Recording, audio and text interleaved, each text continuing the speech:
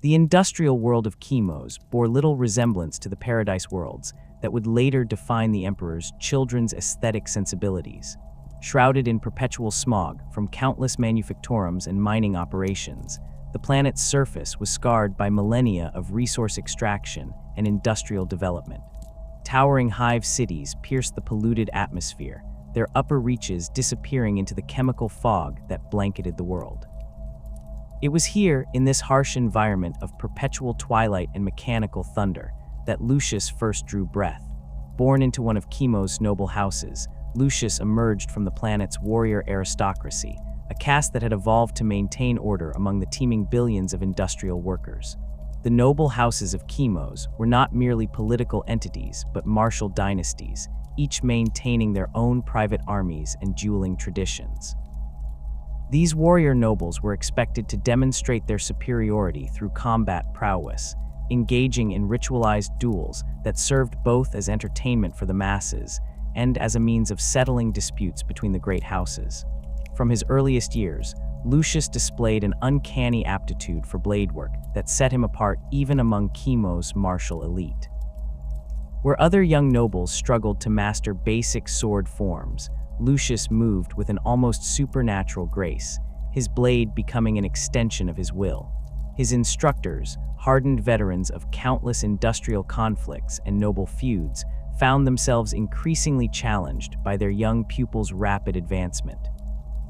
By his 10th year, Lucius had already begun defeating opponents twice his age in formal duels, his technique refined to a degree that bordered on the impossible for one so young. The dueling academies of Chemos were ancient institutions, their halls echoing with the clash of steel and the teachings of sword masters whose lineages stretched back centuries. Within these hallowed chambers, Lucius absorbed not merely the mechanical aspects of swordplay, but the philosophy that underpinned Chemosian martial culture. Victory was not simply about defeating an opponent, it was about demonstrating absolute superiority in every aspect of combat. A true master did not merely win, but did so with such overwhelming skill that their opponent was left in no doubt of their inferiority. This philosophy resonated deeply with Lucius's developing psyche. He began to view each duel not as a contest, but as an opportunity to showcase his inherent superiority. His victories became increasingly elaborate displays of skill, with Lucius deliberately prolonging encounters to demonstrate techniques that lesser swordsmen could never hope to master. Opponents found themselves toyed with, their every move anticipated and countered with contemptuous ease. The young noble's reputation grew, and with it, his arrogance. The warrior culture of Chemos demanded constant improvement, a relentless pursuit of martial perfection that drove its adherents to ever greater heights of skill. For most, this pursuit was tempered by the reality of their limitations, but Lucius seemed to possess no such boundaries. His natural talent, combined with an obsessive dedication to training, produced results that defied conventional understanding. He would spend entire days in the practice halls, working through sword forms with mechanical precision, each movement refined until it achieved a level of perfection that satisfied his increasingly demanding standards. As Lucius matured, his reputation spread beyond the confines of his own noble house.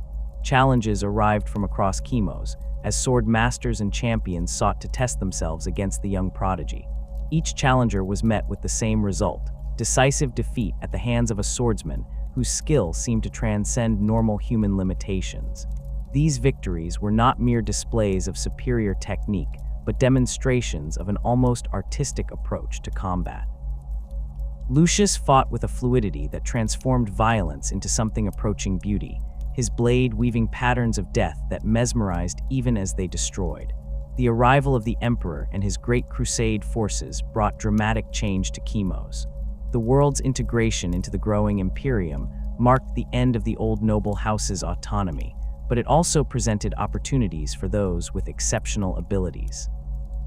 The recruitment of Chemos' finest warriors into the Third Legion represented the ultimate validation of their martial culture, and none were more eager to prove themselves worthy than Lucius. The transformation from baseline human to Astartes might have diminished a lesser warrior, the radical physical and psychological changes overwhelming their established skills. For Lucius, however, the enhancement process merely provided a superior vessel for his already exceptional abilities. The increased reaction times, enhanced strength, and improved coordination that came with his new physiology elevated his swordplay to levels that would have been impossible in his previous form. What had once been superhuman skill became something approaching the divine. Within the Third Legion, Lucius's reputation preceded him. The Emperor's children prided themselves on perfection in all its forms, and the young warrior from Chemos embodied this ideal in its purest expression. His integration into the Legion's command structure was swift, his obvious talents earning him rapid promotion through the ranks.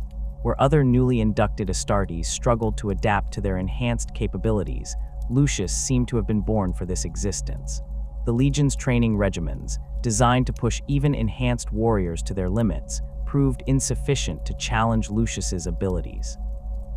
His fellow Astartes, themselves drawn from warrior cultures across the galaxy, found themselves consistently outmatched by the former noble of Chemos. Training sessions became exhibitions of Lucius's superiority. His blade worked so refined that it served as instruction for his battle brothers, even as it demonstrated their inadequacy. Fulgrim's return to lead his legion marked a pivotal moment in Lucius's development.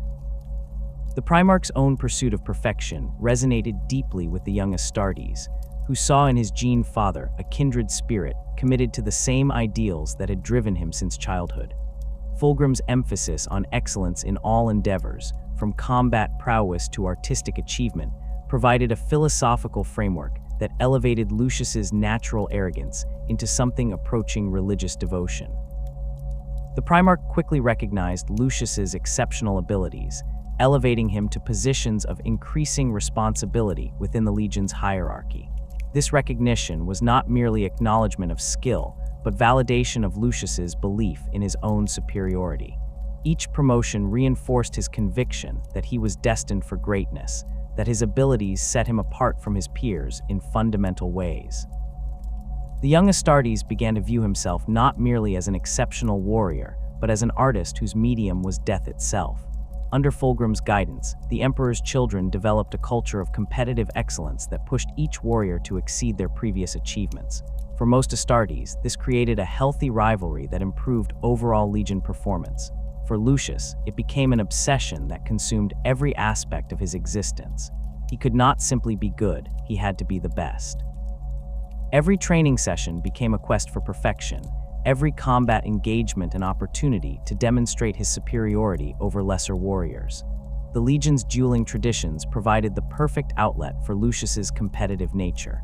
These formal combats, conducted according to ancient protocols and observed by the entire Legion, became his stage. Here, before his gene father and battle brothers, Lucius could display the full extent of his abilities. His victories in these contests were not mere triumphs, but works of art, each duel crafted to showcase different aspects of his skill. Opponents found themselves part of elaborate performances, their defeats choreographed to highlight Lucius's superiority in the most dramatic possible fashion. The psychological impact of these repeated victories began to reshape Lucius's personality in subtle but significant ways. Where once his arrogance had been tempered by the occasional setback or challenge, his consistent dominance eliminated any doubt about his abilities. He began to view defeat as impossible, not through overconfidence, but through a genuine belief that his skills had transcended normal limitations. This conviction was reinforced by the reactions of his peers, who increasingly regarded him with a mixture of admiration and fear.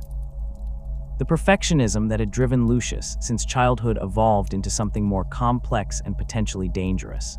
He began to seek not merely victory, but perfect victory, defeats so complete and artistically executed that they became legendary within the Legion. This pursuit led him to develop increasingly elaborate fighting techniques, sword forms that prioritized aesthetic beauty over practical efficiency. His blade work became a form of performance art, with each movement calculated for maximum visual impact. The Great Crusade provided numerous opportunities for Lucius to test his abilities against the galaxy's finest warriors. Each new world brought fresh challenges, alien fighting styles and warrior cultures that might have posed difficulties for lesser combatants. For Lucius, these encounters were merely opportunities to expand his repertoire, to absorb new techniques and incorporate them into his ever-evolving combat philosophy. His adaptability became legendary within the Legion, his ability to counter unfamiliar fighting styles earning him recognition as one of the Imperium's finest duelists. This period of constant warfare and victory began to shape Lucius's worldview in ways that would prove significant in later years. He came to see conflict not as a necessary evil, but as the purest expression of individual worth.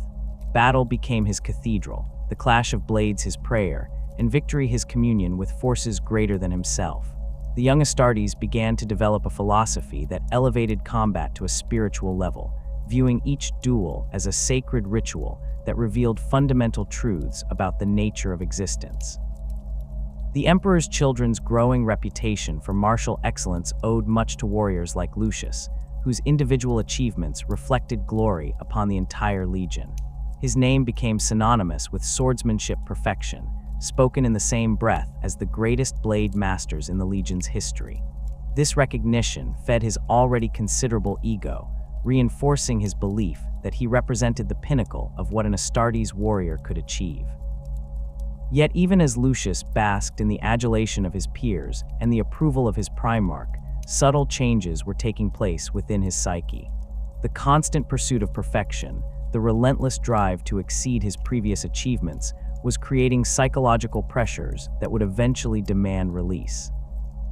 His personality began to develop characteristics that, while initially seeming like natural extensions of his competitive nature, would later prove to be the foundation for far more dangerous transformations. The first whispers of corruption came not as dramatic revelations, but as subtle shifts in perspective, changes so gradual that even the most perceptive observers within the Third Legion failed to recognize their significance. The Emperor's Children had always pursued excellence with an intensity that bordered on obsession, but during the early decades of the Great Crusade, this drive began to evolve into something fundamentally different. Where once they had sought perfection as an expression of duty to the Emperor, they increasingly came to view it as an end unto itself, divorced from any higher purpose. Lucius found himself at the epicenter of this transformation. His natural inclination toward perfectionism made him particularly susceptible to the philosophical changes taking root within the Legion. The warrior who had once viewed his exceptional abilities as gifts to be used in service of humanity's expansion began to see them as proof of his inherent superiority over lesser beings. This shift was not sudden, but developed over years of constant warfare and uninterrupted victory, each triumph reinforcing his belief that normal rules and limitations simply did not apply to someone of his caliber. The Legion's encounters with alien civilizations during the Great Crusade exposed them to concepts and practices that challenged their preconceptions about combat and perfection. On worlds where warrior cultures had developed for millennia in isolation, the Emperor's Children discovered fighting techniques and philosophies that differed radically from imperial doctrine. While most Astartes viewed these alien practices with appropriate suspicion, Lucius and others like him began to see them as potential enhancements to their own abilities, regardless of their origin or implications. The world of Laren marked a crucial turning point in this gradual corruption. The Serpentine aliens who inhabited this verdant planet had developed a civilization built around the pursuit of sensation and experience, their entire culture dedicated to exploring every possible form of physical and emotional stimulation.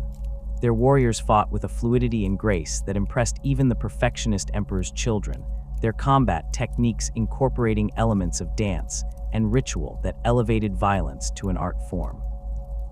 During the compliance action on Laren, Lucius encountered alien blade masters, whose fighting styles challenged his established techniques in ways he had never experienced. These Xenos warriors moved with an almost hypnotic quality, their serpentine forms allowing for attacks and defenses that seemed to defy conventional understanding of swordplay. More disturbing still was the evident pleasure they derived from combat, their alien features displaying expressions of ecstasy even as they faced death. The defeat of these alien champions should have been routine for a warrior of Lucius's caliber, but something about their approach to combat resonated with aspects of his personality that had previously remained dormant. He found himself studying their techniques with unusual intensity, not merely to counter them, but to understand the philosophy that underpinned their fluid, sensual approach to violence. The aliens seemed to view each exchange of blows not as a tactical necessity, but as an opportunity for transcendent experience. This exposure to alien combat philosophy coincided with broader changes occurring throughout the Emperor's children. Fulgrim himself had begun to display characteristics that, while initially appearing to be natural extensions of his pursuit of perfection, actually represented fundamental shifts in his priorities and values. The Primarch's growing fascination with artistic expression and sensory experience influenced the entire Legion, creating an environment where previously unthinkable concepts began to seem reasonable. The Maraviglia, a performance created by the Remembrancers attached to the Third Legion, served as a catalyst for these developing tendencies. The artistic work, which incorporated elements discovered on Laren, had a profound effect on those who witnessed it. Lucius, like many of his battle brothers, found himself deeply affected by the performance, though he struggled to articulate exactly what had changed within him. The experience left him with a hunger for sensation that his previous pursuits had never satisfied, a craving for experiences that transcended the merely physical. Following the Maraviglia, Lucius's approach to combat began to undergo subtle but significant changes. Where once he had sought perfect technique as an expression of martial discipline, he now began to pursue perfection for the sensations it provided. The moment of a perfectly executed strike, the precise instant when his blade found its mark, became sources of almost intoxicating pleasure. Victory was no longer simply about demonstrating superiority, but about experiencing the rush of sensation that came with absolute dominance over an opponent. These changes manifested most clearly during the Legion's dueling traditions. Lucius's performances in the practice cages became increasingly elaborate affairs, with the warrior extending combats far beyond what tactical necessity required. He began to savor each exchange, drawing out encounters to experience every nuance of sensation that combat could provide. His opponents, initially confused by this apparent inefficiency, gradually came to understand that they were no longer participants in martial contests, but unwilling partners in Lucius's pursuit of ever greater stimulation. The corruption spreading through the Third Legion was not limited to individual warriors, but began to affect the Legion's entire approach to warfare. Compliance actions that should have been swift and efficient became prolonged affairs, as the Emperor's children sought to extract maximum experience from each encounter. Battles were no longer fought simply to achieve victory, but to provide opportunities for the Legion's warriors to test themselves against worthy opponents and experience the full spectrum of combat sensations. Lucius found himself increasingly drawn to the most dangerous and challenging opponents on each battlefield. Where prudent tactics would have suggested overwhelming force or coordinated assault, he began to seek out single combat with enemy champions, regardless of the tactical implications. These encounters provided the intense, personal experiences that his corrupted psyche craved, moments of pure sensation where life and death balanced on the edge of a blade. The first signs of supernatural resilience began to manifest during this period, though their significance was not immediately apparent. Lucius survived wounds that should have proven fatal to even an enhanced Astartes, his recovery times defying medical understanding. Battle brothers who witnessed these incidents attributed them to exceptional conditioning or fortunate circumstances, failing to recognize the darker forces that were beginning to take interest in the supremely skilled swordsman. During a particularly brutal compliance action against a human civilization that had fallen to Xeno's influence, Lucius suffered what should have been a mortal wound. An enemy champion's blade pierced his primary heart and lodged deep in his ribcage, the weapon's alien composition resisting the Astartes' healing factor. Medical personnel prepared for the worst, but Lucius not only survived, but seemed to draw strength from the experience. The pain, rather than weakening him, appeared to provide a form of stimulation that enhanced his combat effectiveness. This incident marked the beginning of Lucius's unconscious pact with forces beyond mortal understanding. His pursuit of perfect sensation, combined with his exceptional skill and growing disregard for conventional limitations, had attracted the attention of entities that fed on such obsessions. The Prince of Pleasure, ancient beyond human comprehension and ever hungry for new sources of sensation, began to take a particular interest in the Emperor's children's swordsmen, whose appetites seemed to grow with each victory. The corruption manifesting within Lucius was not merely personal, but began to influence his relationships with his battle brothers. His growing arrogance, once tempered by genuine respect for worthy opponents, evolved into something approaching contempt for those he deemed inferior. Training sessions became opportunities for him to demonstrate his superiority in increasingly humiliating fashion, with fellow Astartes serving as unwilling participants in his pursuit of perfect dominance. This behavior created tensions within the Legion's command structure, as officers struggled to balance Lucius's undeniable effectiveness with his increasingly problematic attitude. His tactical contributions remained valuable, his combat prowess unquestionable, but his growing disdain for authority and conventional military discipline posed challenges that his superiors found difficult to address. The warrior who had once been a model of Astartes' excellence was becoming something altogether more dangerous and unpredictable. The early stages of the Horus Heresy provided new outlets for Lucius's evolving appetites. The civil war that tore apart the Imperium offered opportunities for combat against opponents who possessed skills and equipment comparable to his own. Loyalist Astartes, trained to the same standards and equipped with the finest weapons the Imperium could provide, presented challenges that alien foes had rarely matched. These encounters satisfied his craving for worthy opponents while providing the intense sensations that his corrupted psyche demanded. The betrayal at Istvan III saw Lucius fighting, alongside his battle brothers against loyalist forces that included members of their own legion. The fratricidal nature of the conflict, which should have troubled any warrior with intact moral sensibilities, instead provided him with new forms of stimulation. The knowledge that he was fighting against former comrades, that each victory represented not merely personal triumph, but active betrayal of everything he had once sworn to protect, added layers of sensation that purely external conflicts had never provided. During the drop site massacre, Lucius experienced combat on a scale that dwarfed anything from the Great Crusade. The concentrated presence of multiple legions, the intensity of the fighting, and the sheer scope of the betrayal created an environment saturated with the kind of extreme sensations that his transformed psyche craved. He moved through the battlefield like a predator among prey, seeking out the most skilled opponents and savoring each moment of perfect violence. The supernatural resilience that had first manifested during the compliance campaigns became more pronounced during these early heresy battles.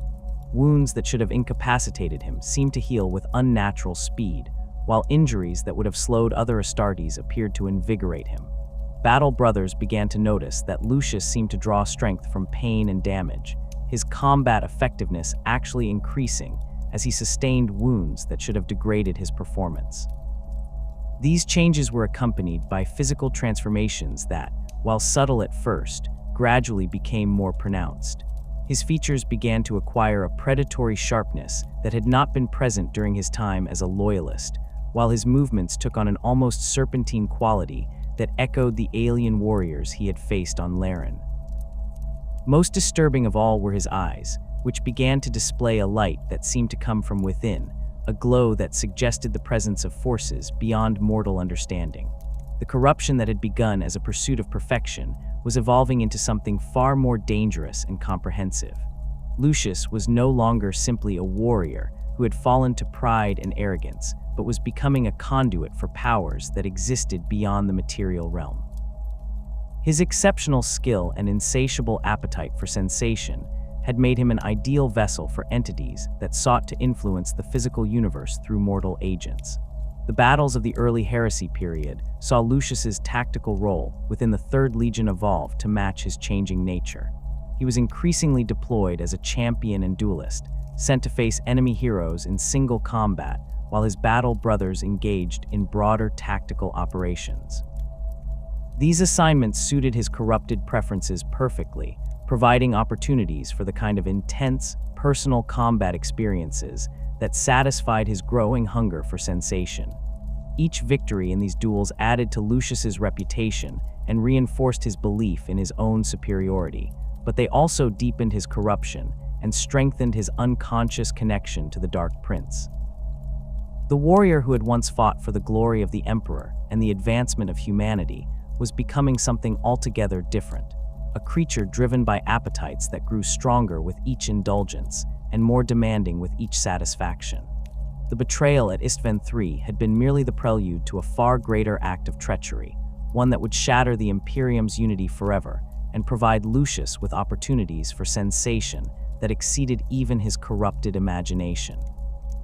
When the War Master's forces withdrew to the nearby fifth planet of the Istvan system, they carried with them the survivors of the virus bombing, including Lucius, whose supernatural resilience had seen him through horrors that claimed countless other Astartes. The retreat was not a defeat but a tactical repositioning, preparing for the arrival of loyalist forces that would soon discover the true scope of Horus's rebellion. The black sands of Istvan V stretched endlessly beneath a sky choked with industrial pollutants and the smoke of massive defensive preparations. Massive earthworks and fortified positions scarred the landscape, creating killing fields designed to channel attacking forces into predetermined zones of destruction. The traitor legions had spent weeks preparing these defenses, but for warriors like Lucius, the fortifications were merely staging areas for the real purpose of their presence: the systematic destruction of loyalist forces and the sensations that such wholesale slaughter would provide. Lucius found himself assigned to the forward positions, where the initial loyalist assault would strike with maximum force. The Emperor's children had been given responsibility for a section of the defensive line that commanded excellent fields of fire across the primary landing zones, positions that would place them in direct contact with the first wave of loyalist drop pods. For most Astartes, such an assignment would have been a matter of tactical necessity, but for the increasingly corrupted swordsmen, it represented an opportunity to experience combat against the finest warriors the Imperium could deploy. The arrival of the Loyalist forces created a spectacle that impressed even veterans of the Great Crusade's largest battles. Drop pods fell like meteoric rain across the Urgal Depression, their retro thrusters carving bright lines through the polluted atmosphere as they delivered their deadly cargo to the surface. The Raven Guard, Salamanders, and Iron Hands had committed their full strength to what they believed would be a decisive strike against the rebellion, their combined might representing one of the largest concentrations of Astartes' power ever assembled. From his position in the defensive line, Lucius watched the deployment with the anticipation of a connoisseur, observing the preparation of an exquisite meal.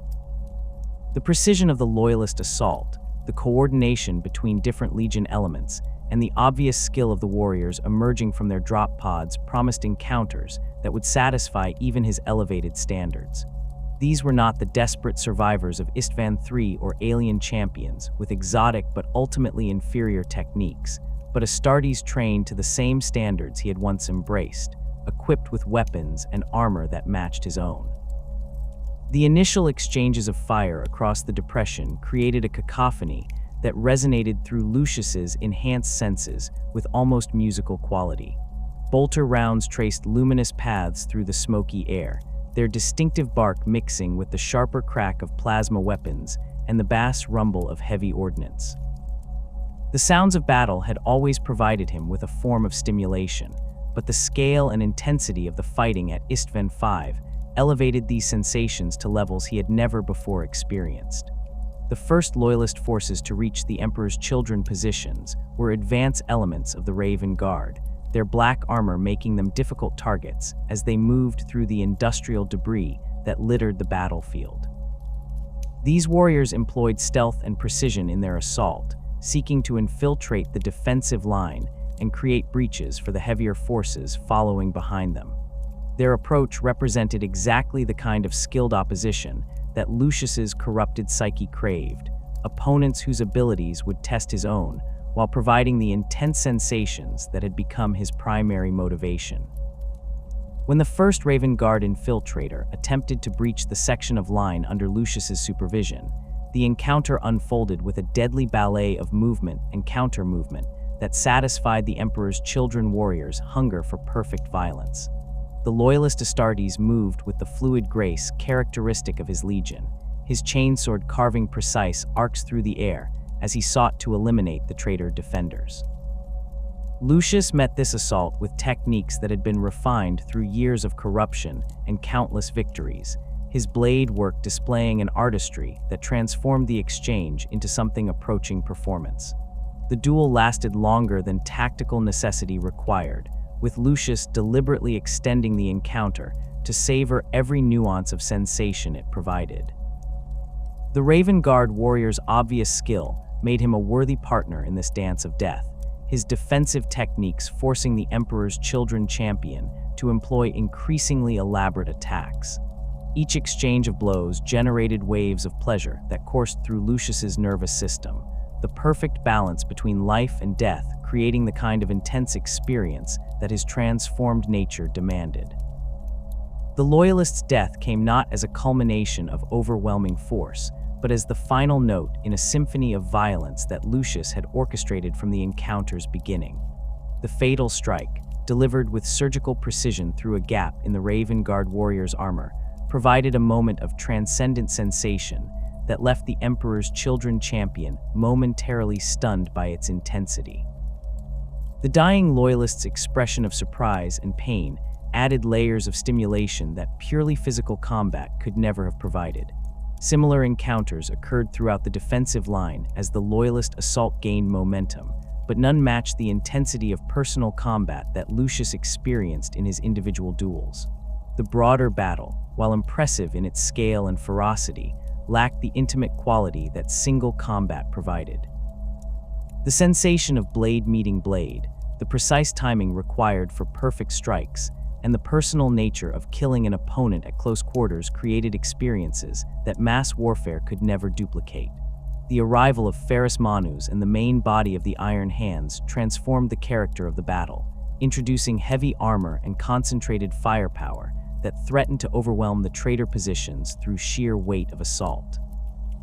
The Iron Hands advanced with mechanical precision, their black armor and augmetic enhancements giving them an almost inhuman appearance as they methodically cleared defensive positions. Their approach to warfare, emphasizing efficiency and overwhelming force over individual heroics, represented a different kind of challenge than the stealth tactics of the Raven Guard. Lucius found himself facing Iron Hands warriors whose combat doctrine emphasized coordinated assault over individual prowess, creating encounters that tested different aspects of his abilities. These loyalists fought with disciplined fury, their augmetic enhancements providing capabilities that pure flesh could not match. The challenge of defeating opponents who combined Astartes training with mechanical augmentation added new dimensions to the sensations that combat provided, forcing him to adapt his techniques to counter abilities that differed significantly from those of unenhanced warriors. The mechanical precision of the Iron Hands created a different aesthetic of violence than Lucius had previously encountered. Where his duels with Raven Guard infiltrators had possessed an almost artistic quality, his battles against Iron Hands warriors became exercises in overcoming systematic opposition. The Loyalists' augmetic limbs moved with inhuman speed and precision, their enhanced strength allowing them to wield weapons that would have been unwieldy for purely biological warriors.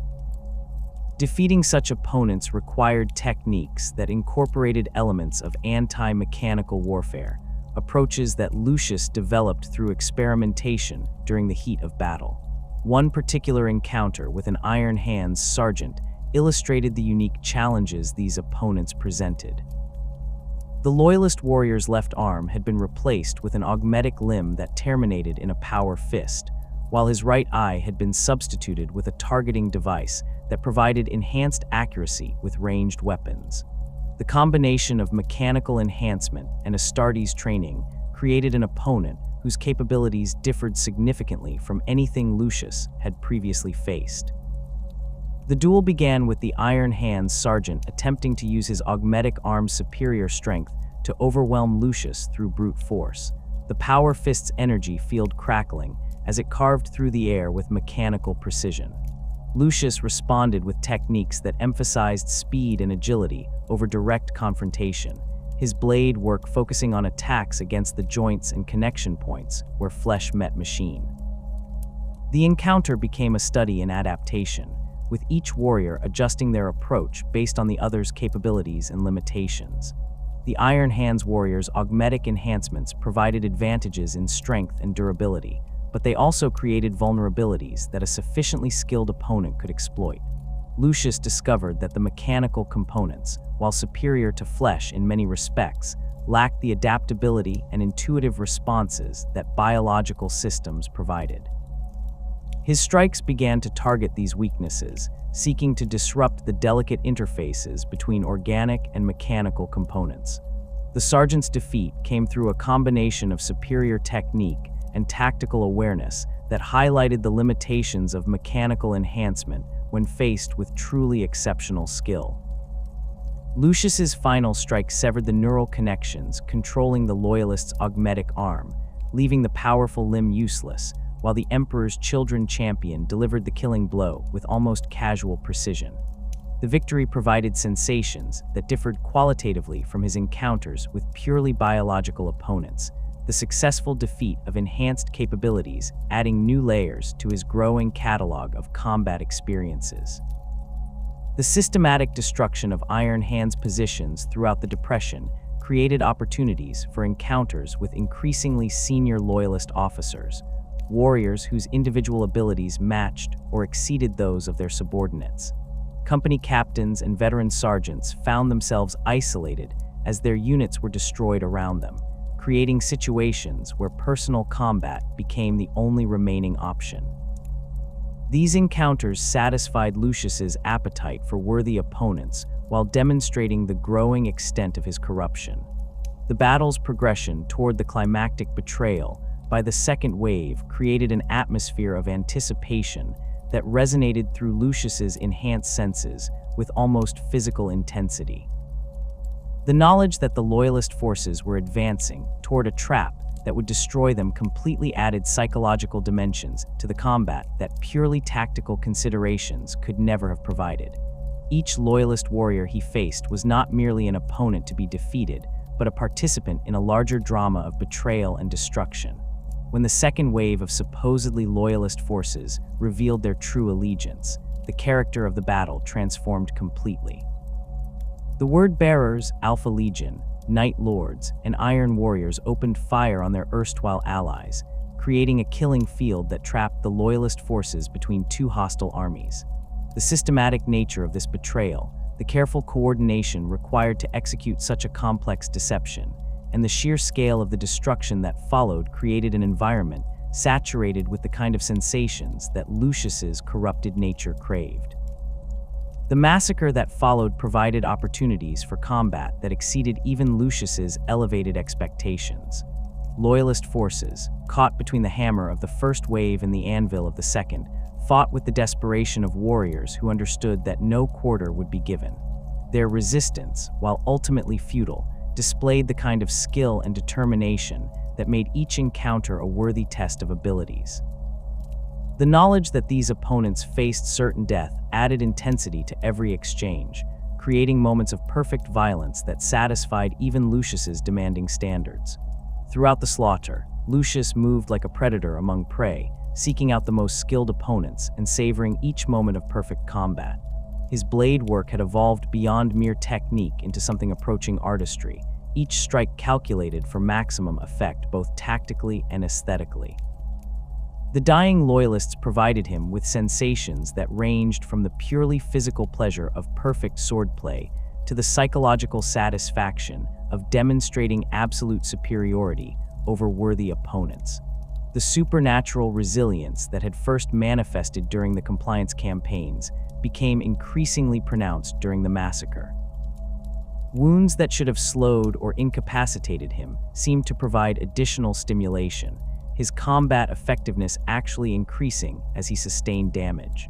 battle brothers fighting alongside him began to notice that Lucius appeared to draw strength from injury, his movements becoming more fluid and precise as loyalist weapons found their mark. The years following Istvan V had transformed Lucius into something that barely resembled the proud Astartes, who had once served the emperor with unwavering loyalty. The corruption that had begun as a pursuit of perfection had metastasized into an all-consuming hunger for sensation that drove him to seek ever more extreme forms of combat and stimulation. His body bore the marks of countless battles, each scar a testament to encounters that should have proven fatal, but had instead served to strengthen his supernatural resilience. The Prince of Pleasure's influence had grown with each victory, each moment of perfect violence feeding the dark compact that bound the swordsman to forces beyond mortal comprehension.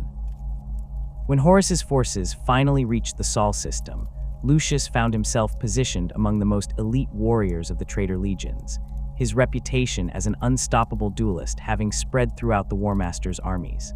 The Emperor's children had been assigned crucial roles in the assault on humanity's birthworld, their expertise in close combat and urban warfare making them ideal for the brutal fighting that would characterize the siege.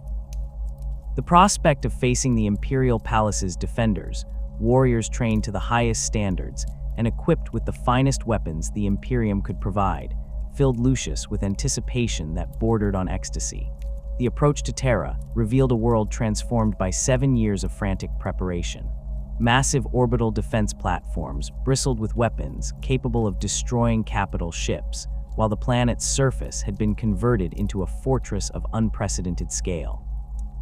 The Imperial Palace itself had been expanded and reinforced until it covered nearly half of the planet's primary continent, its walls rising kilometers into the atmosphere and its defenses incorporating technologies that dated back to the Dark Age of technology.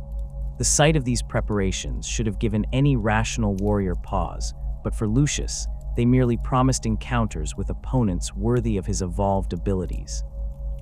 The initial bombardment of Terra's defenses created a spectacle that satisfied even Lucius's demanding aesthetic sensibilities. Macro batteries and nova cannons carved luminous paths through the void as traitor and loyalist fleets exchanged fire on a scale that dwarfed even the largest engagements of the Great Crusade. The destruction of orbital platforms sent cascades of debris raining down upon the planet's surface, while the detonation of void shields created aurora-like displays that painted the sky in unnatural colors. The sheer scale of the violence, the careful orchestration required to coordinate such massive forces, and the knowledge that this represented the climactic battle for humanity's future added layers of sensation that purely tactical considerations could never have provided. When the traitor forces finally made planetfall, Lucius found himself assigned to spearhead assaults against some of the palace's most heavily defended sections. The Emperor's children had been tasked with breaching the Eternity Wall, a fortification that stretched for hundreds of kilometers and incorporated defensive systems that had been refined over millennia. The wall's defenders included not only Imperial fists and their successor chapters, but also elements from every loyal legion that had managed to reach Terra in time for the siege. The first assaults against the Eternity Wall provided Lucius with opponents whose skills matched or exceeded those he had faced during the Heresy's earlier campaigns.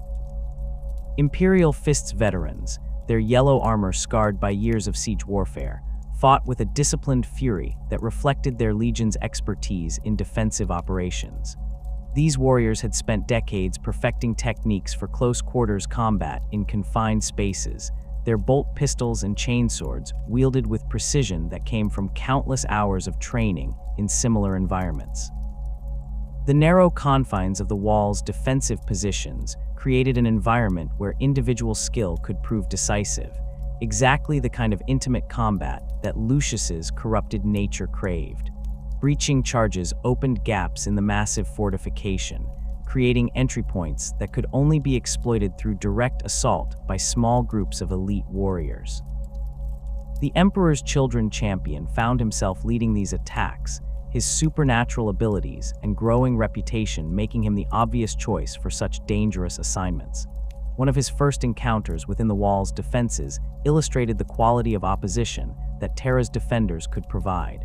An Imperial Fist Sergeant, his armor bearing the scars of numerous engagements, met Lucius's assault with techniques that demonstrated decades of experience in defensive warfare.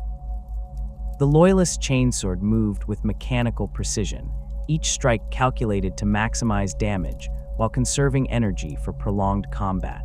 His bolt pistol provided covering fire that forced Lucius to approach through carefully planned routes, the explosive rounds cratering the ancient stone of the wall's interior passages. The duel that followed showcased the evolution of Lucius's abilities since the early days of the heresy.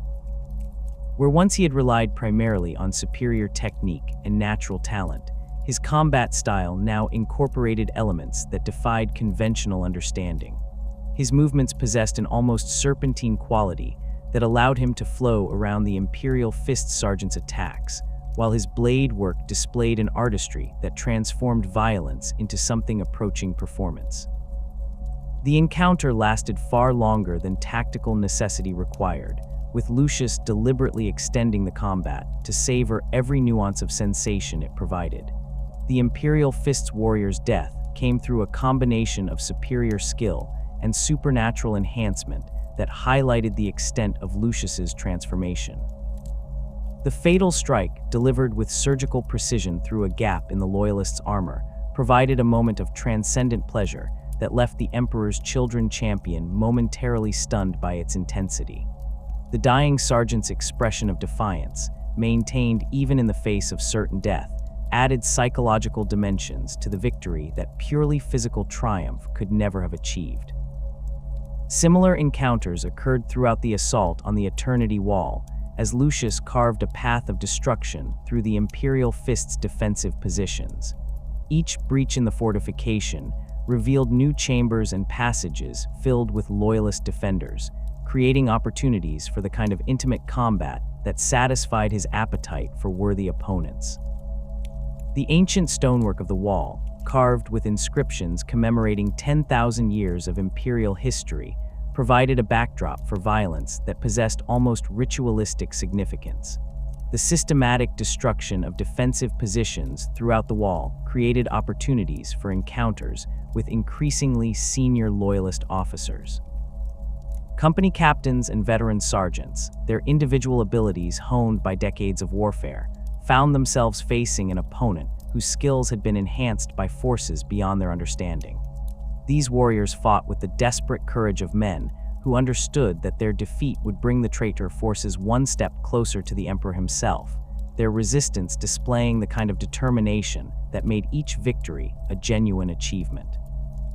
During one particularly intense engagement deep within the wall's interior, Lucius encountered a group of Imperial Fist's veterans who had barricaded themselves in a weapons cache, determined to deny the Emperor's children access to the advanced armament stored within.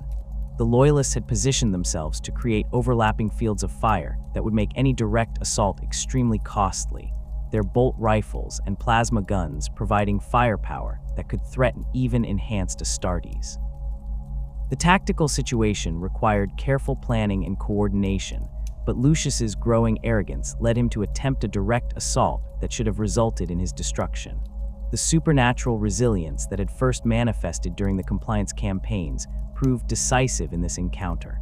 Bolt rounds that should have shattered his armor seemed to cause only superficial damage, while plasma bursts that would have vaporized normal Astartes left him wounded but functional. The Imperial Fist's veterans watched in horror as their concentrated fire failed to stop the advancing Emperor's children champion, their expressions of disbelief providing Lucius with psychological satisfaction that complemented the physical pleasure of surviving wounds that should have proven fatal. The slaughter that followed demonstrated the growing extent of Lucius's corruption. The Imperial Fist's veterans, trapped in their defensive position and faced with an apparently invulnerable opponent, fought with the desperation of warriors who understood that no quarter would be given. Their resistance, while ultimately futile, displayed the kind of skill and determination that made each kill a worthy addition to Lucius's growing catalog of victories. The knowledge that these opponents faced certain death at the hands of a traitor to everything they had sworn to protect added intensity to every exchange. As the assault on the Eternity Wall progressed, Lucius's reputation as an unstoppable duelist spread throughout both traitor and loyalist forces. Imperial Fist's officers began to speak of the Emperor's children champion in hushed tones, describing encounters with a warrior whose abilities seemed to transcend normal limitations. These accounts, while dismissed by some as battlefield exaggeration, accurately reflected the supernatural nature of Lucius's growing power and the extent of his transformation from loyal Astartes to something altogether more dangerous. The breach of the Eternity Wall opened the way for traitor forces to advance deeper into the Imperial Palace complex, bringing them into contact with defenders whose quality exceeded even the Imperial Fist's veterans they had previously faced. Custodian Guard units, their golden armor gleaming despite the grime of prolonged warfare, moved through the palace's corridors with a precision and coordination that reflected millennia of training in its defense. These warriors represented the pinnacle of human enhancement, their abilities surpassing even those of Astartes through techniques and technologies that dated back to the Emperor's earliest experiments in creating superhuman soldiers. Lucius's first encounter with a custodian guard demonstrated the qualitative difference between these elite warriors and the opponents he had previously faced. The golden-armored guardian moved with fluid grace that made even enhanced Astartes seem clumsy by comparison, his guardian's spear carving precise arcs through the air as he sought to eliminate the intruding Emperor's children champion. The weapon itself was a masterwork of the artificer's art, its power field crackling with energies that could cleave through the finest armor with contemptuous ease. The duel that followed tested Lucius's abilities in ways that no previous encounter had managed. The custodian's techniques incorporated elements of combat doctrine that had been refined over 10 millennia, approaches to warfare that took into account capabilities and limitations that normal human warriors could never achieve. His guardian spear provided both ranged and close combat capabilities, the weapon's integrated bolter delivering explosive rounds with surgical precision, while its powered blade threatened to end any exchange with a single successful strike. The encounter lasted longer than any previous duel Lucius had fought, the custodian's abilities forcing him to employ techniques and strategies that pushed his corrupted capabilities to their limits. The Golden Warrior's armor provided protection that surpassed even Terminator plate, while his enhanced reflexes and coordination made him a target that was almost impossible to hit with conventional attacks. The challenge of facing such an opponent provided sensations that exceeded even Lucius's elevated expectations, the perfect balance between skill and supernatural enhancement, creating moments of transcendent combat that satisfied his most demanding appetites. The custodian's eventual defeat came not through overwhelming force or superior technique, but through the gradual accumulation of minor advantages that Lucius's supernatural resilience allowed him to exploit.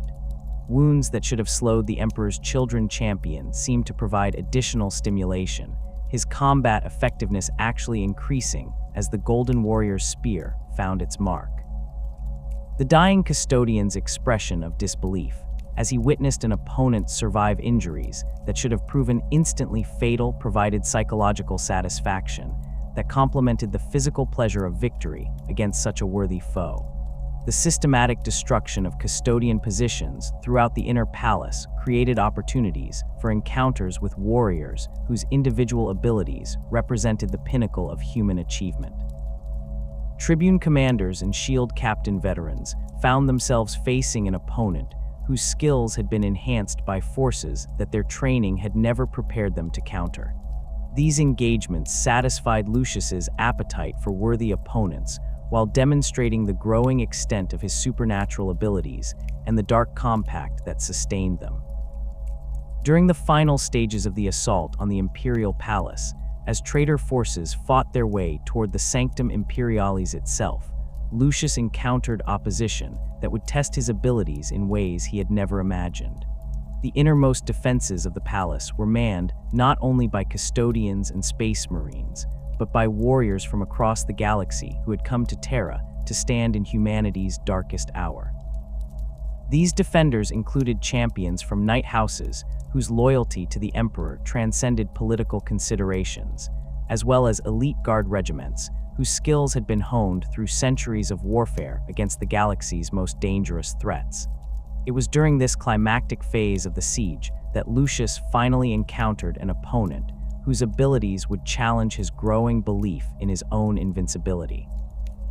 Nikona Sharokin of the Raven Guard had survived the massacre at Istvan V through a combination of exceptional skill and careful planning, his hatred for the traitor legions driving him to seek opportunities for revenge against those who had betrayed their oaths. The Raven Guard warrior had spent years hunting Emperor's children champions, his techniques refined specifically for combat against opponents whose abilities exceeded normal Astartes' limitations.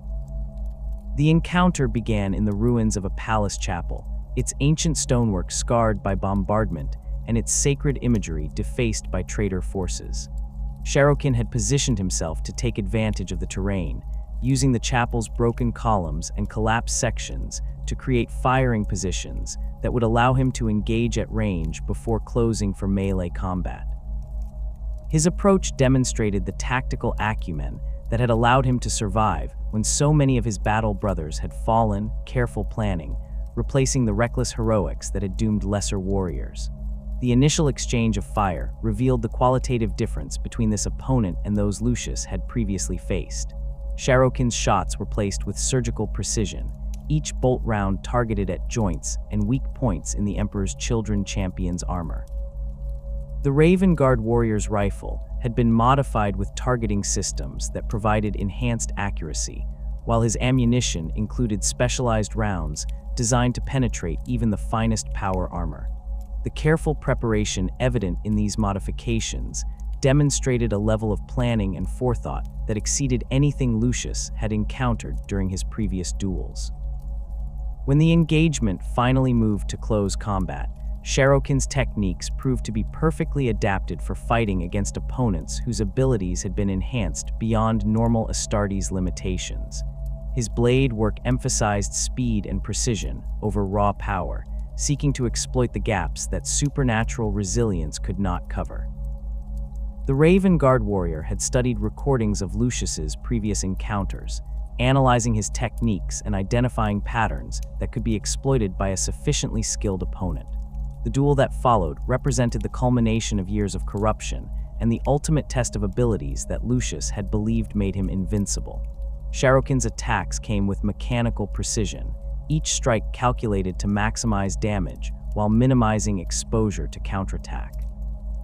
His defensive techniques incorporated elements specifically designed to counter the flowing, serpentine combat style that the Emperor's children champion had developed, creating exchanges that tested both warriors' abilities to their absolute limits. For the first time since his transformation had begun, Lucius found himself genuinely challenged by an opponent whose skills matched his own. The sensations provided by this encounter exceeded even his most demanding expectations, the perfect balance between evenly matched abilities, creating moments of transcendent combat that satisfied appetites he had not known he possessed. The knowledge that defeat was actually possible added psychological dimensions to the duel that no previous encounter had provided.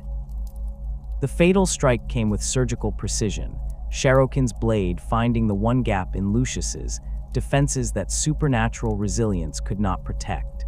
The Emperor's children champion felt the weapon pierce his primary heart and lodge deep in his chest cavity, the alien composition of the Raven Guard warrior's sword disrupting the dark energies that had sustained him through countless previous encounters. For the first time in years, Lucius experienced the genuine possibility of death, the sensation providing a form of ultimate stimulation that his corrupted psyche had never imagined possible. As consciousness faded and his enhanced physiology began to shut down, Lucius felt something stirring in the depths of his being, a presence that had been growing stronger with each victory and each moment of perfect sensation. The Prince of Pleasure, whose interest in the exceptional swordsman had been building for years, finally claimed the prize that had been promised through their unconscious compact. Death, rather than ending Lucius's existence, became the catalyst for a transformation that would elevate him beyond the limitations of mortal flesh and make him truly eternal. The resurrection that followed Sharrokin's killing blow marked the moment when Lucius's unconscious compact with the Prince of Pleasure became fully manifest. What had begun as subtle enhancements to his natural abilities and an unnatural resilience to injury transformed into something far more profound and terrifying. The dark energies that coursed through his reforming body carried with them the weight of an ancient curse, one that would bind him to eternal service while granting him a form of immortality that transcended the normal boundaries between life and death. The mechanism of Lucius's return defied conventional understanding of biology and physics. His body, which had suffered wounds that should have proven instantly fatal to even an enhanced Astartes, began to regenerate at a rate that suggested intervention by forces operating beyond the material realm.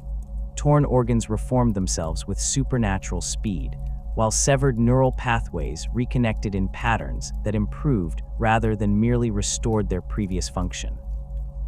The ceramite plates of his power armor, cracked and punctured by Sharrokin's blade, flowed like liquid as they sealed the breaches and incorporated new elements that had not been present in their original configuration. The most disturbing aspect of this resurrection was not the miraculous nature of Lucius's recovery, but what happened to the Raven Guard warrior who had delivered the killing blow. Sharrokin's features began to manifest on the surface of the Emperor's Children Champion's armor, the Loyalist's face emerging from the ceramite plates as if the material itself had become a canvas for some cosmic artist. The expression captured in this supernatural portrait reflected the exact moment of the Raven Guard warrior's triumph, his satisfaction at finally achieving revenge against one of the traitors who had betrayed their oaths at Istvan V. This manifestation represented the first clear demonstration of the curse that Slaanesh had woven into Lucius's very existence.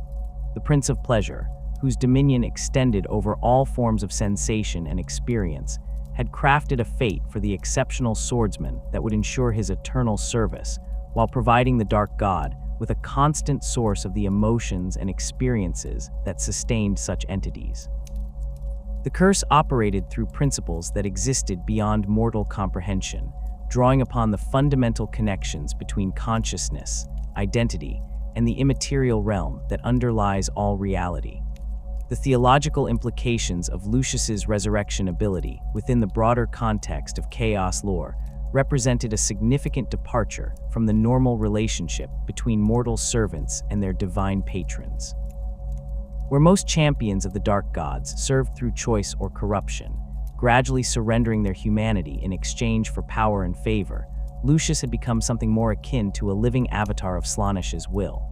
His existence served multiple purposes within the Prince of Pleasure's cosmic designs, providing both a weapon for use in the material realm and a conduit through which the Dark God could experience sensations that would otherwise remain beyond its reach. The curse's operation depended upon a specific psychological trigger that reflected Slaanesh's deep understanding of mortal nature. The mechanism required not merely that someone kill Lucius, but that they derive satisfaction or pride from the act of doing so. This seemingly simple condition contained layers of complexity that made the curse nearly impossible to circumvent through conventional means. Any warrior skilled enough to defeat Lucius in combat would naturally feel some degree of satisfaction at overcoming such a formidable opponent, while the very act of taking pride in one's martial abilities created the psychological opening that allowed the curse to take effect. The process by which a killer became Lucius's new host body operated through principles that existed at the intersection of psychology, biology, and the immaterial forces that govern the warp. The moment of pride or satisfaction created a sympathetic connection between the killer's consciousness and the supernatural energies that sustained Lucius's existence.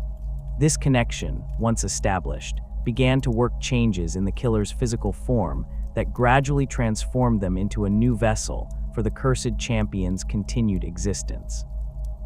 The transformation typically began with subtle alterations to the killer's appearance, changes so minor that they might initially be dismissed as tricks of light or observer error. Facial features would begin to shift almost imperceptibly, taking on characteristics that belonged to Lucius rather than the original individual. These changes accelerated over time, with the killer's body gradually reshaping itself to match the cursed champion's physical form, while their consciousness was slowly subsumed by the overwhelming presence of Lucius's supernatural essence. The psychological aspects of this transformation proved even more disturbing than the physical changes. The killer would begin to experience memories and sensations that belonged to Lucius rather than themselves, their own personality gradually eroded by the influx of experiences spanning centuries of warfare and corruption. The process was not instantaneous, but unfolded over days or weeks, allowing the victim to witness their own identity being systematically destroyed and replaced by something alien and malevolent. Throughout galactic history, numerous individuals had fallen victim to this curse, their victories over Lucius transformed into instruments of their own destruction. The diversity of these victims reflected the wide range of opponents who had managed to overcome the cursed champion through skill, luck, or circumstance. Imperial Guard officers, Space Marine captains, alien warlords, and even other Chaos champions had all experienced the bitter irony of discovering that their greatest triumph had become the means of their ultimate defeat.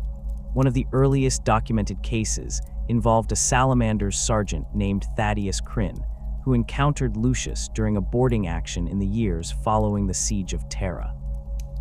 The loyalist warrior had managed to corner the Emperor's children champion in a ship's armory, using the confined space to negate Lucius's superior mobility and technique.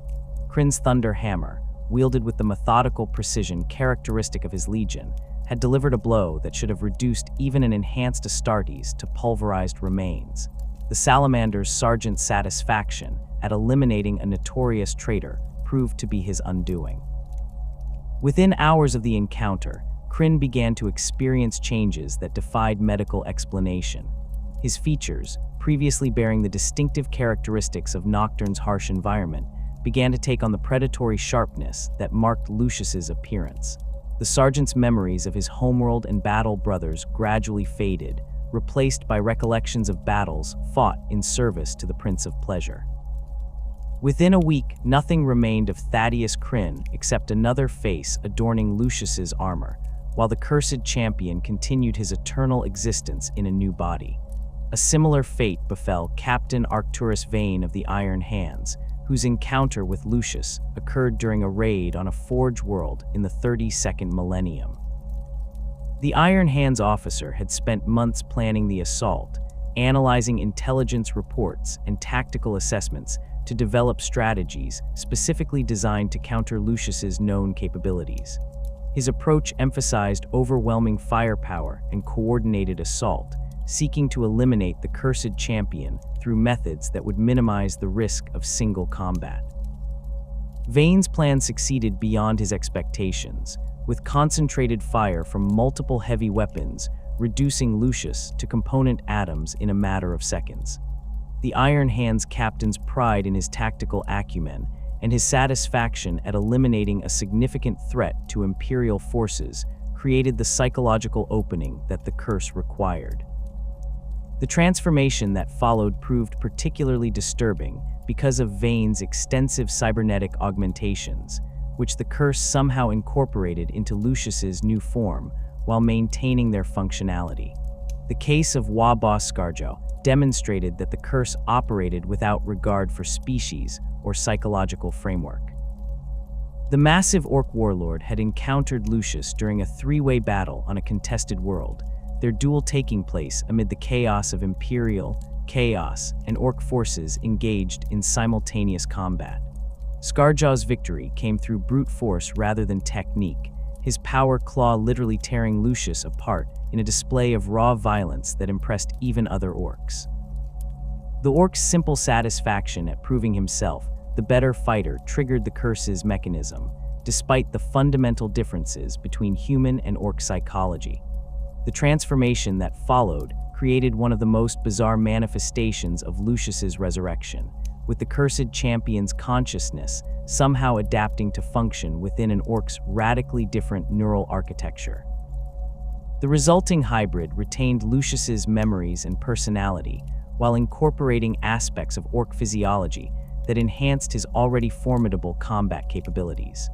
Perhaps the most tragic case involved Sister Superior Miriam of the Order of the Sacred Rose, whose encounter with Lucius occurred during the defense of a shrine world in the 35th millennium.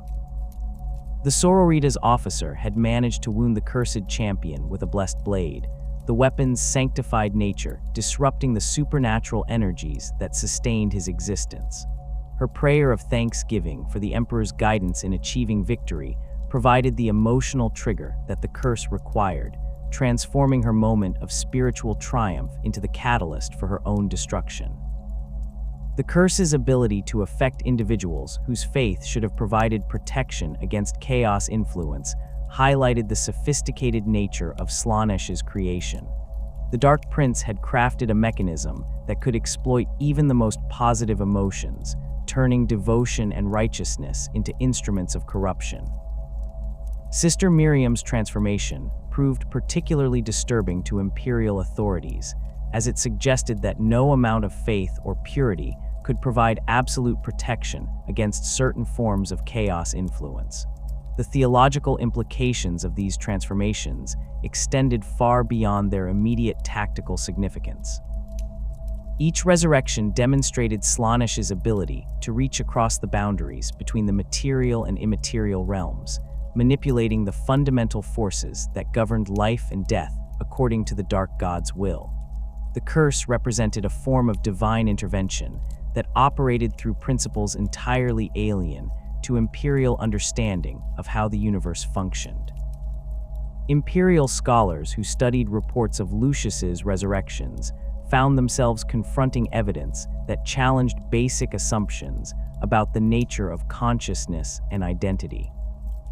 The complete transformation of individuals into perfect replicas of the cursed champion suggested that personal identity was far more malleable than previously believed, while the retention of Lucius's memories across multiple bodies implied forms of consciousness transfer that exceeded even the most advanced imperial technology. The metaphysical aspects of the curse also raised disturbing questions about the nature of death itself within the context of chaos influence. Lucius's resurrections demonstrated that death, traditionally viewed as the ultimate boundary of mortal existence, could be circumvented through supernatural means. This revelation had profound implications for imperial doctrine, which held that death represented the soul's final judgment and transition to whatever fate the Emperor decreed. The curse's operation through pride and satisfaction revealed Slaanesh's deep understanding of mortal psychology and the fundamental drives that motivated conscious beings. The Prince of Pleasure had identified the precise emotional trigger that would ensure the curse's continued operation, while providing a constant source of the experiences that sustained such entities. Each resurrection fed Slaanesh's appetite for sensation, while demonstrating the Dark God's power to corrupt even the most positive emotions. The diversity of Lucius's victims throughout galactic history illustrated the curse's universal applicability across species and psychological frameworks. Human, Astartes, alien, and even other chaos champions had all fallen victim to the mechanism, their victories transformed into instruments of their own destruction. This broad effectiveness suggested that the curse operated through principles that transcended the specific characteristics of individual species or belief systems. The faces that adorned Lucius's armor served as a permanent reminder of the curse's operation and the price of defeating him in combat. Each visage captured the exact moment of its owner's triumph, preserving their satisfaction and pride for eternity while serving as a warning to future opponents. The psychological impact of these manifestations proved almost as effective as Lucius's combat abilities, with many potential adversaries hesitating when confronted with evidence of the curse's reality. The curse's ability to incorporate technological augmentations and alien physiologies into Lucius's successive forms demonstrated its adaptive nature and the sophisticated understanding of biological and mechanical systems that its creator possessed. Each new body brought with it capabilities and characteristics that enhanced the cursed champion's overall effectiveness, creating a form of evolutionary pressure that gradually improved his combat potential over time. The aftermath of the Siege of Terra left the Emperor's Children legions scattered across the galaxy like fragments of a shattered mirror, each piece reflecting a distorted image of what they had once been. The legion's cohesion, already strained by their increasing devotion to sensation and excess, completely collapsed in the wake of Fulgrim's ascension to demonhood and the retreat of the traitor forces into the Eye of Terror. Where once the Third Legion had operated as a unified force capable of coordinating massive campaigns, they now existed as countless warbands pursuing their own twisted agendas across the galaxy's war-torn expanse. Lucius found himself uniquely positioned to exploit this fragmentation. His reputation as an undefeatable duelist had survived the Legion's collapse, while his supernatural resilience and the curse that bound him to eternal service made him an invaluable asset to any warband seeking to establish dominance over their rivals. The Cursed Champion's ability to return from death provided a form of continuity that few other Emperor's Children leaders could match, while his combat prowess ensured that any force under his command would possess a decisive advantage in the personal combat that often determined leadership within the scattered legion. The first warband to fall under Lucius's control had originally been led by Captain Verocian, a veteran of the Great Crusade whose obsession with sonic weaponry had driven him to develop increasingly exotic and destructive sound-based armaments.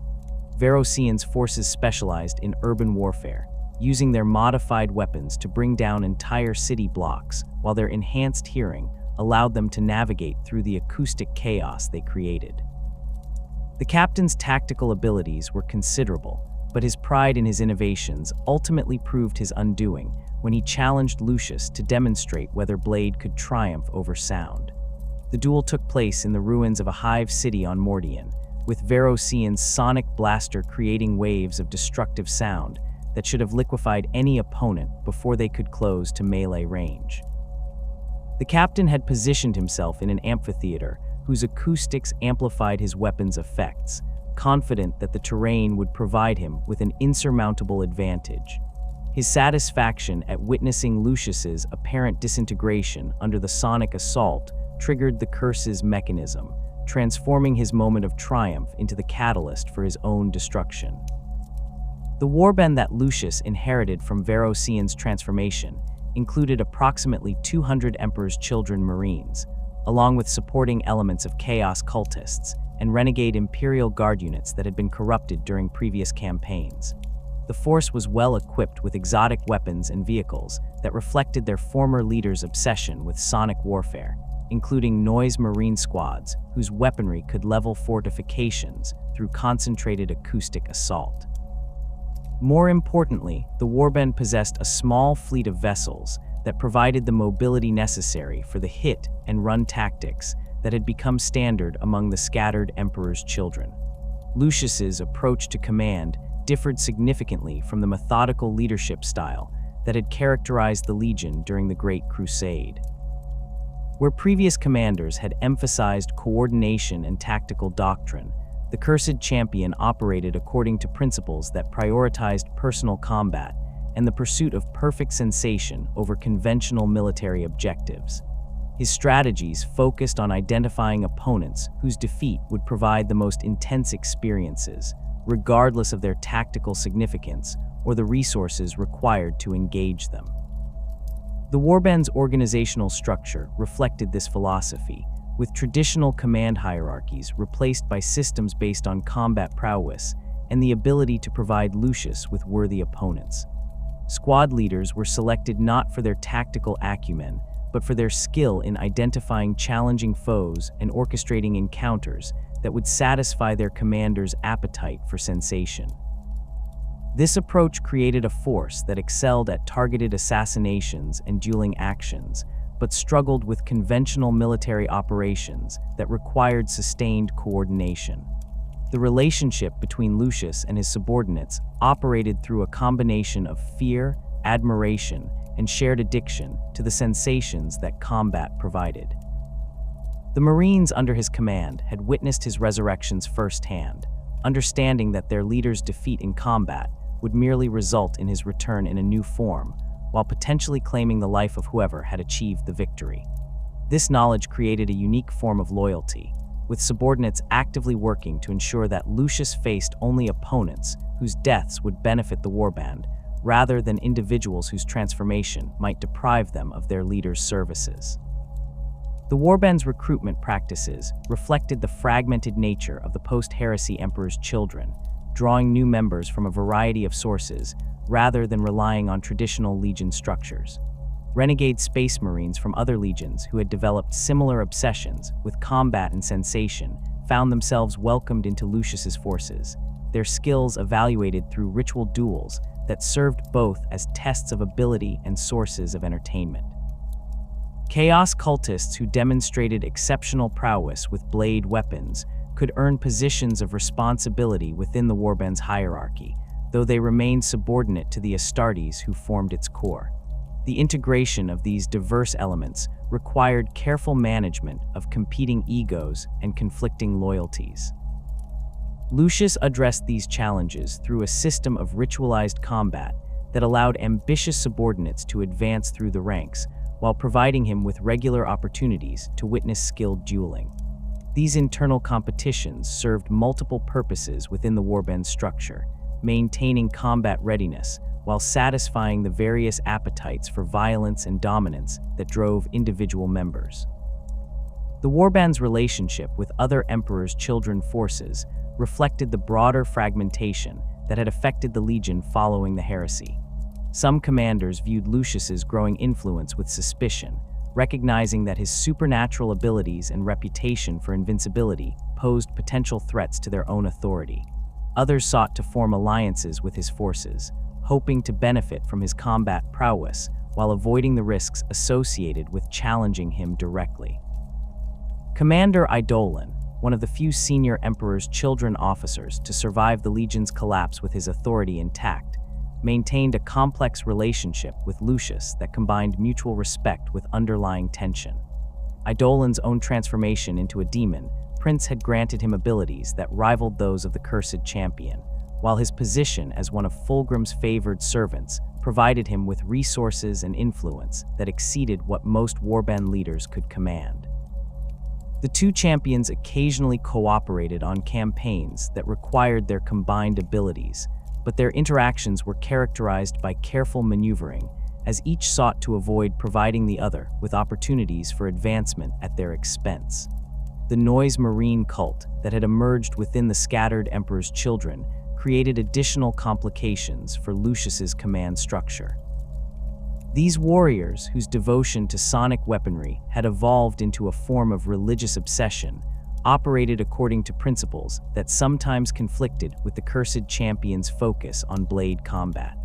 Their weapons provided devastating firepower that could eliminate entire enemy formations, but their reliance on ranged destruction reduced opportunities for the personal combat that Lucius craved. Managing these competing priorities required diplomatic skills that the Cursed Champion had not needed to develop during his earlier career. The strategic objectives that drove Lucius's campaigns reflected his transformation from loyal Astartes to champion of Slaanesh, where the Emperor's Children had once fought to expand human dominion across the galaxy. The Cursed Champion now pursued goals that served the Prince of Pleasure's cosmic designs. His targets were selected not for their strategic value, but for the quality of opposition they could provide, with entire worlds sometimes invaded simply because they harbored warriors whose defeat would offer particularly intense sensations. The pursuit of these objectives required intelligence networks that could identify suitable opponents across the galaxy's vast expanse. Lucius's forces maintained contacts with information brokers, renegade astropaths, and chaos cultists who could provide details about potential targets and their capabilities. The warband's fleet included specialized vessels equipped with enhanced sensors and communication arrays that allowed them to monitor Imperial communications and identify locations where skilled warriors might be found. The selection of targets followed criteria that would have seemed incomprehensible to conventional military commanders. A fortress world defended by veteran guard regiments might be ignored in favor of a shrine world protected by a single company of space marines, if intelligence suggested that the Astartes officers possessed exceptional dueling skills. Similarly, major strategic objectives might be abandoned if scouts reported the presence of individuals whose combat abilities promised more satisfying encounters than those offered by the original target. The execution of these campaigns required tactical flexibility that exceeded the capabilities of most Chaos warbands. Lucius's forces needed to be able to conduct precision strikes against specific individuals while avoiding the kind of prolonged engagements that would attract Imperial reinforcements. This approach demanded specialized equipment and training that differed significantly from the mass assault tactics favored by many Chaos forces, with emphasis placed on stealth, mobility, and the ability to extract key personnel from heavily defended positions. The Warband's fleet reflected these operational requirements, consisting primarily of fast strike cruisers and escort vessels capable of rapid deployment and extraction. The ships were equipped with teleportation systems that allowed small assault forces to bypass conventional defenses, while their enhanced engines provided the speed necessary to escape Imperial pursuit. The vessel's weapon systems emphasized precision over raw firepower, with lance batteries and focused plasma arrays designed to eliminate specific targets rather than conduct orbital bombardment. The relationship between Lucius's warband and the broader Chaos war effort remained complex and often contradictory. While the Cursed Champions' forces occasionally participated in larger campaigns alongside other traitor legions, their specialized focus on individual combat made them unsuitable for many conventional military operations. Black Crusades and major invasions required sustained coordination and the ability to hold territory against Imperial counterattacks, capabilities that Lucius's forces possessed only in limited quantities. This operational limitation was offset by the Warband's effectiveness in specific roles that other Chaos forces found difficult to fulfill. The assassination of key Imperial commanders, the elimination of particularly skilled enemy champions, and the disruption of Loyalist morale through spectacular displays of combat prowess were all missions that played to Lucius's strengths. These contributions earned the Warband respect within the broader Chaos hierarchy, while allowing them to maintain their independence from larger organizational structures. The Cursed Champions' relationship with other Slaanesh-aligned forces created additional opportunities for cooperation and conflict. Demon princes who served the Prince of Pleasure sometimes requested Lucius's assistance with campaigns that required his particular skills, offering rewards in the form of information about potential opponents or access to exotic weapons and equipment. These arrangements were typically temporary, with both parties understanding that their alliance would last only as long as their interests remained aligned. The Emperor's children's scattered nature meant that Lucius occasionally encountered other elements of his former legion during his campaigns, creating situations that required careful diplomatic handling. Some of these meetings resulted in temporary alliances or the absorption of smaller warbands into his growing forces, while others led to conflicts that tested his abilities against opponents who understood his techniques and limitations. These encounters with former battle brothers provided unique forms of sensation that differed qualitatively from combat against Imperial or alien opponents. The gradual expansion of Lucius's influence within the fragmented Emperor's children reflected both his combat prowess and his supernatural resilience. Warband leaders who might have challenged other commanders found themselves reluctant to face an opponent whose defeat would merely result in their own transformation into his new host body. This reputation for invincibility created a form of psychological warfare that often proved as effective as direct combat, with potential rivals choosing submission over the certainty of Pyrrhic victory. The administrative challenges of commanding an ever-growing warband required skills that Lucius had not needed to develop during his earlier career as a line officer. The coordination of multiple vessels, the management of diverse personnel, and the maintenance of complex supply chains all demanded attention to details that had previously been handled by specialized staff officers. The Cursed Champion addressed these requirements by delegating authority to subordinates whose competence in these areas complemented his own focus on combat operations. The Warband's continued growth brought it to the attention of Imperial authorities, who began to recognize Lucius as a significant threat requiring specialized countermeasures. Ordo Malleus Inquisitors compiled detailed files on his capabilities and operational patterns, while Deathwatch kill teams received specific training in tactics designed to counter his supernatural abilities. These Imperial responses created new challenges for the Warband's operations, while providing Lucius with increasingly skilled opponents whose defeat offered correspondingly intense sensations.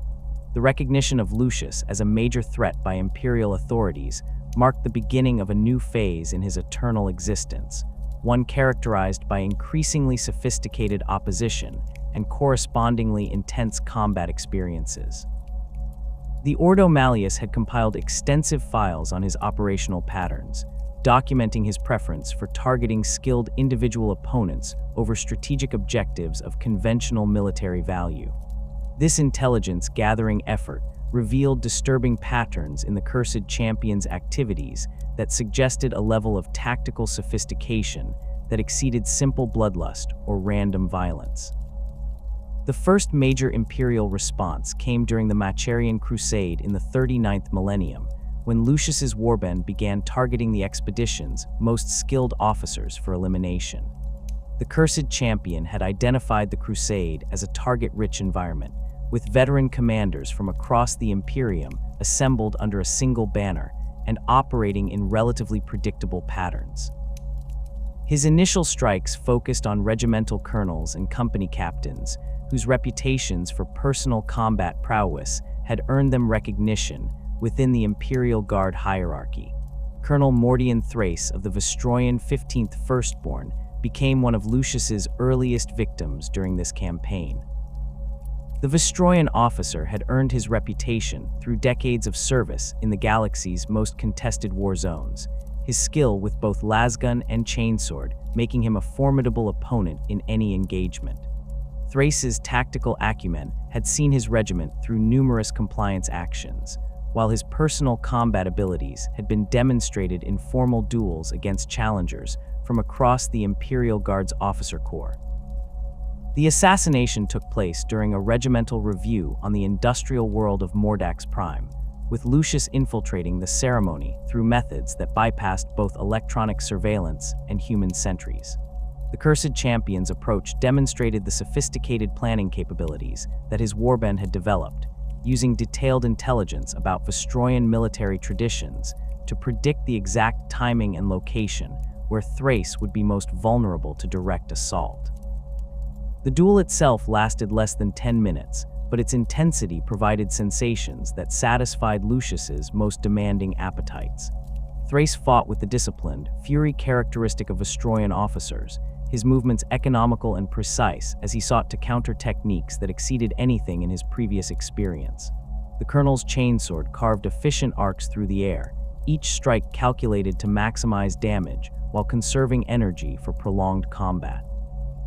His defensive posture incorporated elements of both guard doctrine and personal innovation, creating a fighting style that reflected decades of battlefield experience. The Vestroyan's death came through a combination of superior technique and supernatural enhancement that highlighted the futility of conventional training against opponents whose abilities had been augmented by chaos influence.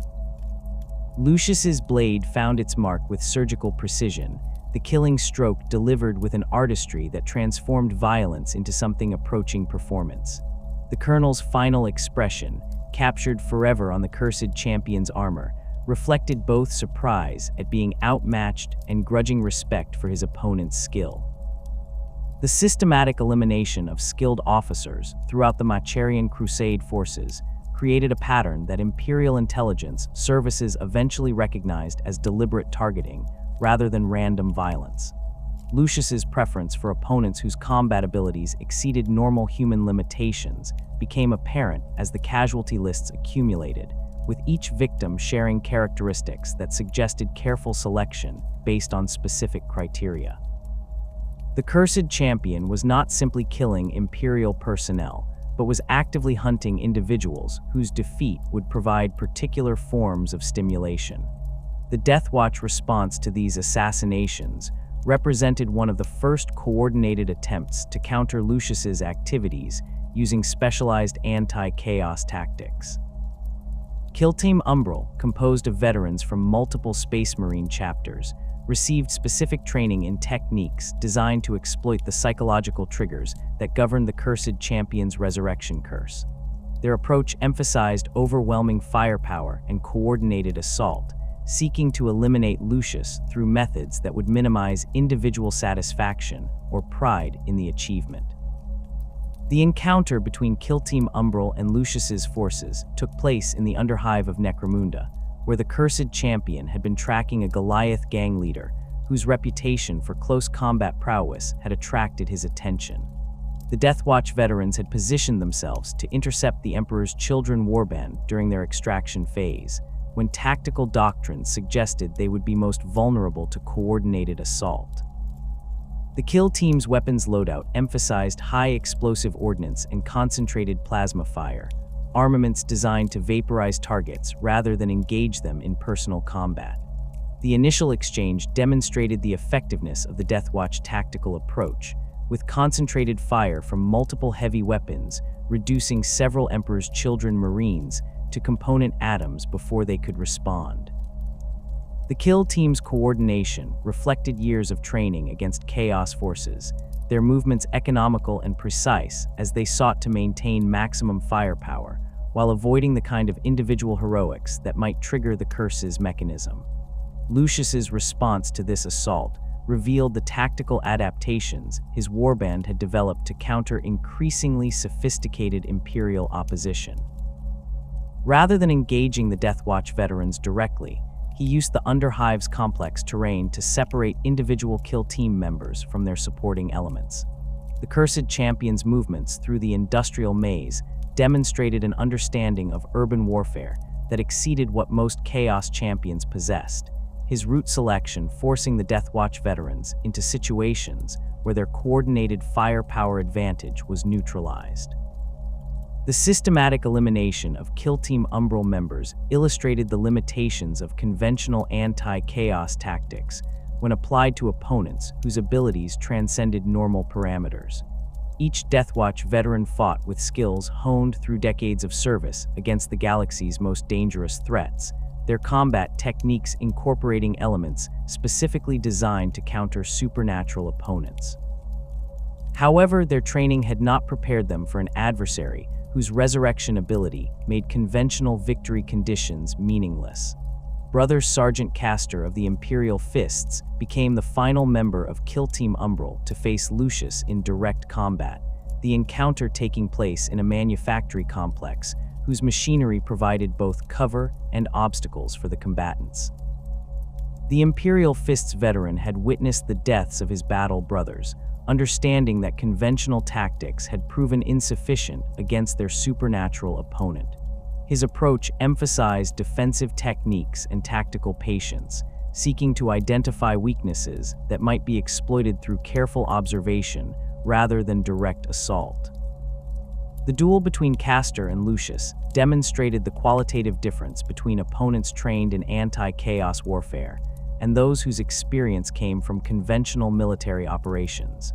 The Imperial Fists Sergeant's techniques incorporated elements designed to counter supernatural speed and strength, his movements calculated to minimize exposure while maintaining offensive capability. His power sword traced precise patterns through the air, each strike positioned to exploit gaps in the Cursed Champion's defenses, while avoiding the flowing, serpentine counterattacks that had claimed his battle brothers. The encounter's duration exceeded anything Lucius had experienced since his resurrection following the Siege of Terra, with Castor's defensive expertise forcing the Cursed Champion to employ techniques that tested his abilities to their limits. The Imperial Fists veterans' approach created a form of tactical chess match, with each combatant seeking to identify patterns in their opponent's fighting style that could be exploited for decisive advantage. The manufactory's machinery provided additional complications, with moving assembly lines and automated systems creating hazards that both warriors needed to navigate while maintaining their combat effectiveness. Castor's eventual defeat came not through overwhelming force, but through the gradual accumulation of minor advantages that Lucius's supernatural abilities allowed him to exploit. The Imperial Fist's sergeant's defensive techniques proved capable of countering conventional attacks, but they could not account for the cursed champion's ability to recover from wounds that should have degraded his combat effectiveness. The killing stroke, delivered with surgical precision through a gap in Castor's guard, provided sensations that reflected both the quality of opposition and the tactical challenges overcome during the encounter. The destruction of Kill Team Umbral marked a significant escalation in the Imperial response to Lucius's activities, with the Ordo Malleus recognizing that conventional Deathwatch tactics were insufficient to counter the cursed champion's abilities. Subsequent operations against his forces incorporated increasingly exotic weapons and tactics, including blessed ammunition, sanctified blade oils, and coordinated psyker support designed to disrupt the supernatural energies that sustained his existence. The Badab War provided Lucius with opportunities to test his abilities against Space Marine opponents whose skills had been honed through years of internecine conflict. The Cursed Champion's Warband arrived in the Badab sector during the conflict's later stages, when both loyalist and secessionist forces had been ground down by prolonged warfare. The tactical situation created ideal conditions for the kind of precision strikes that Lucius's forces specialized in, with isolated outposts and depleted units providing targets that could be engaged without triggering massive retaliation. Captain Corian Sumitris of the Red Scorpions became one of Lucius's primary targets during this campaign, the Astartes officer's reputation for blade work having earned him recognition throughout the chapter. Sumitris had spent the war's duration engaged in boarding actions and close-quarters combat, his skills refined through encounters with opponents who possessed comparable training and equipment. The captain's power sword had claimed dozens of enemy champions, while his tactical acumen had seen his company through numerous engagements that should have resulted in their complete destruction. The encounter between Lucius and Sumitris took place aboard a damaged battle barge drifting through the Badab system's outer reaches, the vessel's life support systems failing as both warriors sought to claim it as a prize. The ship's corridors provided an environment that favored close combat over ranged engagement, with debris and damaged bulkheads creating obstacles that channeled movement into predictable patterns. The artificial gravity fluctuated unpredictably, adding additional complications to an already challenging tactical situation. The duel itself reflected the evolution of Lucius's abilities since his early encounters with Imperial forces, his techniques now incorporating elements learned from centuries of combat against diverse opponents. The Cursed Champion's blade work displayed an artistry that transcended mere technical proficiency, each movement calculated for maximum aesthetic impact while maintaining tactical effectiveness. His fighting style had evolved beyond the rigid forms taught in the Emperor's children's training halls, becoming something more fluid and adaptive that could counter techniques from across the galaxy's warrior cultures. Sumitris fought with the disciplined fury characteristic of Red Scorpion's officers, his movements economical and precise as he sought to counter attacks that seemed to defy conventional understanding of swordplay. The captain's power sword carved luminous paths through the ship's darkened corridors, its energy field crackling as it met Lucius's blade in exchanges that generated showers of sparks and bursts of electromagnetic interference. The Red Scorpion's officers' defensive techniques incorporated elements from multiple combat doctrines, creating a fighting style that reflected both chapter traditions and personal innovation. The battle's conclusion came through a combination of superior technique and environmental exploitation that demonstrated Lucius's tactical adaptability. The cursed champion used the ship's failing gravity systems to execute attacks that would have been impossible under normal conditions, his movements flowing seamlessly between different orientations as he sought to confuse and disorient his opponent. Sumitris's death provided sensations that reflected both the quality of opposition and the unique challenges presented by the combat environment. The tyrannic wars created opportunities for Lucius to test his abilities against alien opponents whose combat capabilities differed radically from those of human adversaries. The Cursed Champion's warband engaged tyrannid bioforms during the closing stages of the First Tyrannic War, seeking encounters with warrior organisms whose physical capabilities exceeded normal biological limitations. These engagements provided forms of stimulation that differed qualitatively from combat against human or Astartes opponents, with alien psychology and biology creating tactical challenges that required new approaches. The encounter with a hive tyrant on the world of Prandium demonstrated the adaptability that had allowed Lucius to survive for millennia against diverse opponents.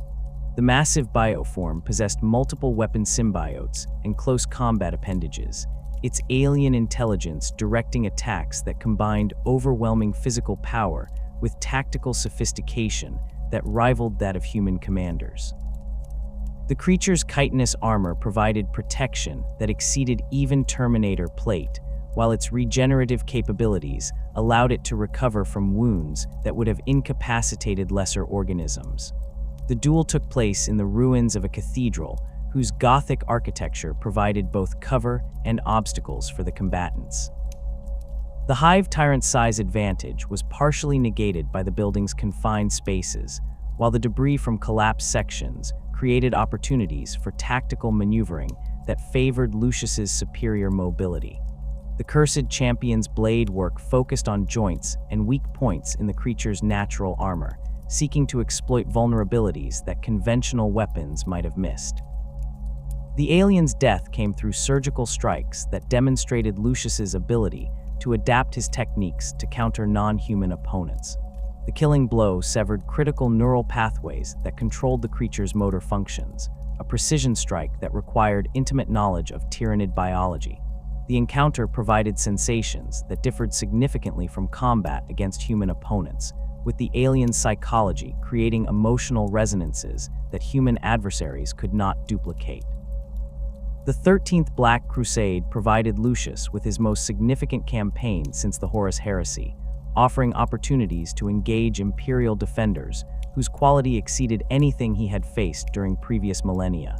The Cursed Champion's warband participated in the assault on Cadia, targeting specific fortress complexes whose commanders possessed reputations for exceptional combat prowess.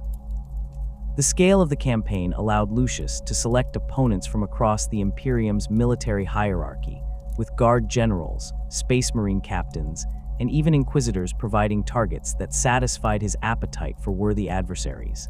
Marshal Amalrich of the Black Templars became one of Lucius's primary objectives during the Cadian campaign, the Space Marine officer's reputation as a duelist having earned him recognition throughout his chapter. Amalrich had spent centuries perfecting techniques that combined Black Templars' doctrine with personal innovations, his combat style emphasizing aggressive assault over defensive maneuvering. The Marshal's power sword had claimed hundreds of enemy champions, while his tactical leadership had seen his crusade through numerous campaigns against the galaxy's most dangerous threats. The encounter between the two champions took place in the ruins of Kasser Kraf, with both warriors seeking to claim the fortress's strategic position for their respective forces. The urban environment provided numerous opportunities for tactical maneuvering, with collapsed buildings and defensive positions creating a three-dimensional battlefield that tested both combatants' spatial awareness. The sounds of the broader battle provided a backdrop of explosions and weapons fire that added intensity to their personal duel. The fight itself represented a clash between two diametrically opposed philosophies of combat, with Amalrich's righteous fury meeting Lucius's pursuit of perfect sensation. The Black Templars Marshal fought with the disciplined aggression characteristic of his chapter, his attacks flowing seamlessly from offensive to defensive positions as he sought to overwhelm his opponent through sustained pressure. The Marshal's power sword traced precise arcs through the air, each strike calculated to penetrate the cursed champion's defenses while maintaining his own tactical position. Lucius countered with techniques that had been refined through millennia of combat against diverse opponents, his blade work displaying an artistry that transformed violence into something approaching performance. The cursed champion's fighting style incorporated elements from across the galaxy's warrior cultures, creating combinations that seemed to defy conventional understanding of swordplay. His movements possessed an almost hypnotic quality that made it difficult for observers to predict his next action, while his supernatural resilience allowed him to absorb punishment that would have incapacitated normal Astartes. The duel's conclusion provided sensations that exceeded even Lucius's elevated expectations, with Amalrich's skill forcing him to employ techniques that tested his abilities to their absolute limits. The Marshal's death came through a combination of superior experience and supernatural enhancement that highlighted the futility of conventional training against opponents whose abilities had been augmented by chaos influence. The Black Templar's officer's final expression, captured forever on the cursed champion's armor, reflected both defiance and a grudging recognition of his opponent's skill. The centuries following the 13th Black Crusade saw Lucius's reputation as an undefeatable champion spread throughout both Imperial and Chaos forces, creating a unique dynamic where his very presence on a battlefield could alter the psychological state of entire armies. Imperial commanders began to recognize his distinctive armor configuration and the faces of his victims that adorned its surface, while Chaos warlords sought either to recruit his services or eliminate him before he could claim their own champions as trophies. This dual recognition created opportunities for encounters with opponents whose skills had been specifically honed to counter his abilities, while simultaneously attracting challengers whose overconfidence led them to underestimate the supernatural forces that sustained his existence. Captain Nathaniel Garrow of the Death Guard, despite his legion's fall to Nurgle, had maintained connections within the Imperium that allowed him to track Lucius's movements across multiple sectors. The former Death Guard officer's transformation into an agent of Malcador had provided him with resources and intelligence networks that exceeded those available to conventional Imperial forces, while his experience fighting alongside the Emperor's children during the Great Crusade gave him insights into their combat doctrines that few loyalists possessed.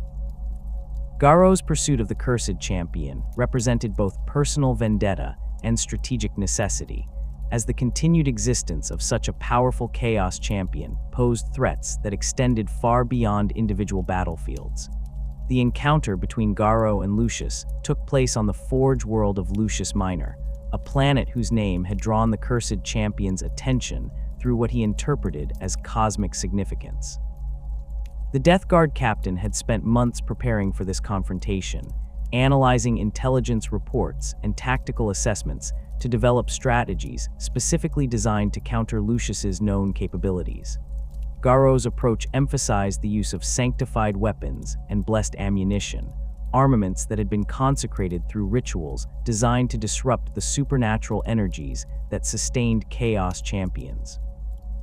The industrial landscape of Lucius Minor provided a battlefield that favored neither combatant, with massive manufactorums and processing facilities, creating a complex three-dimensional environment where tactical advantage could shift rapidly based on positioning and environmental exploitation. The planet's polluted atmosphere reduced visibility, while its unstable geological structure created hazards that both warriors needed to navigate during their encounter. The constant background noise of industrial machinery provided acoustic cover that allowed for tactical maneuvering, while simultaneously creating communication difficulties that isolated each combatant from potential support. Garrow's fighting style reflected decades of experience against chaos-corrupted opponents, his techniques incorporating elements specifically designed to counter supernatural speed and resilience. The Death Guard captain's movements were economical and precise, each action calculated to maximize tactical advantage while minimizing exposure to counterattack. His power sword had been modified with additional sanctification rituals, the blade's energy field crackling with energies that caused visible discomfort to the cursed champion upon contact. The captain's bolt pistol fired specialized ammunition that had been blessed by multiple Imperial saints, each round designed to disrupt the immaterial forces that bound Chaos champions to their patrons. The duel's initial phases demonstrated the effectiveness of Garro's preparations, with his sanctified weapons causing damage that Lucius's supernatural resilience could not immediately overcome. The blessed ammunition created wounds that resisted healing, while the consecrated blade left burns that continued to cause pain long after the initial strikes. These effects forced the cursed champion to adapt his tactics, abandoning the flowing, artistic combat style that had served him against conventional opponents in favor of more aggressive techniques designed to end the encounter quickly. Lucius's response revealed the tactical flexibility that had allowed him to survive encounters with diverse opponents across multiple millennia.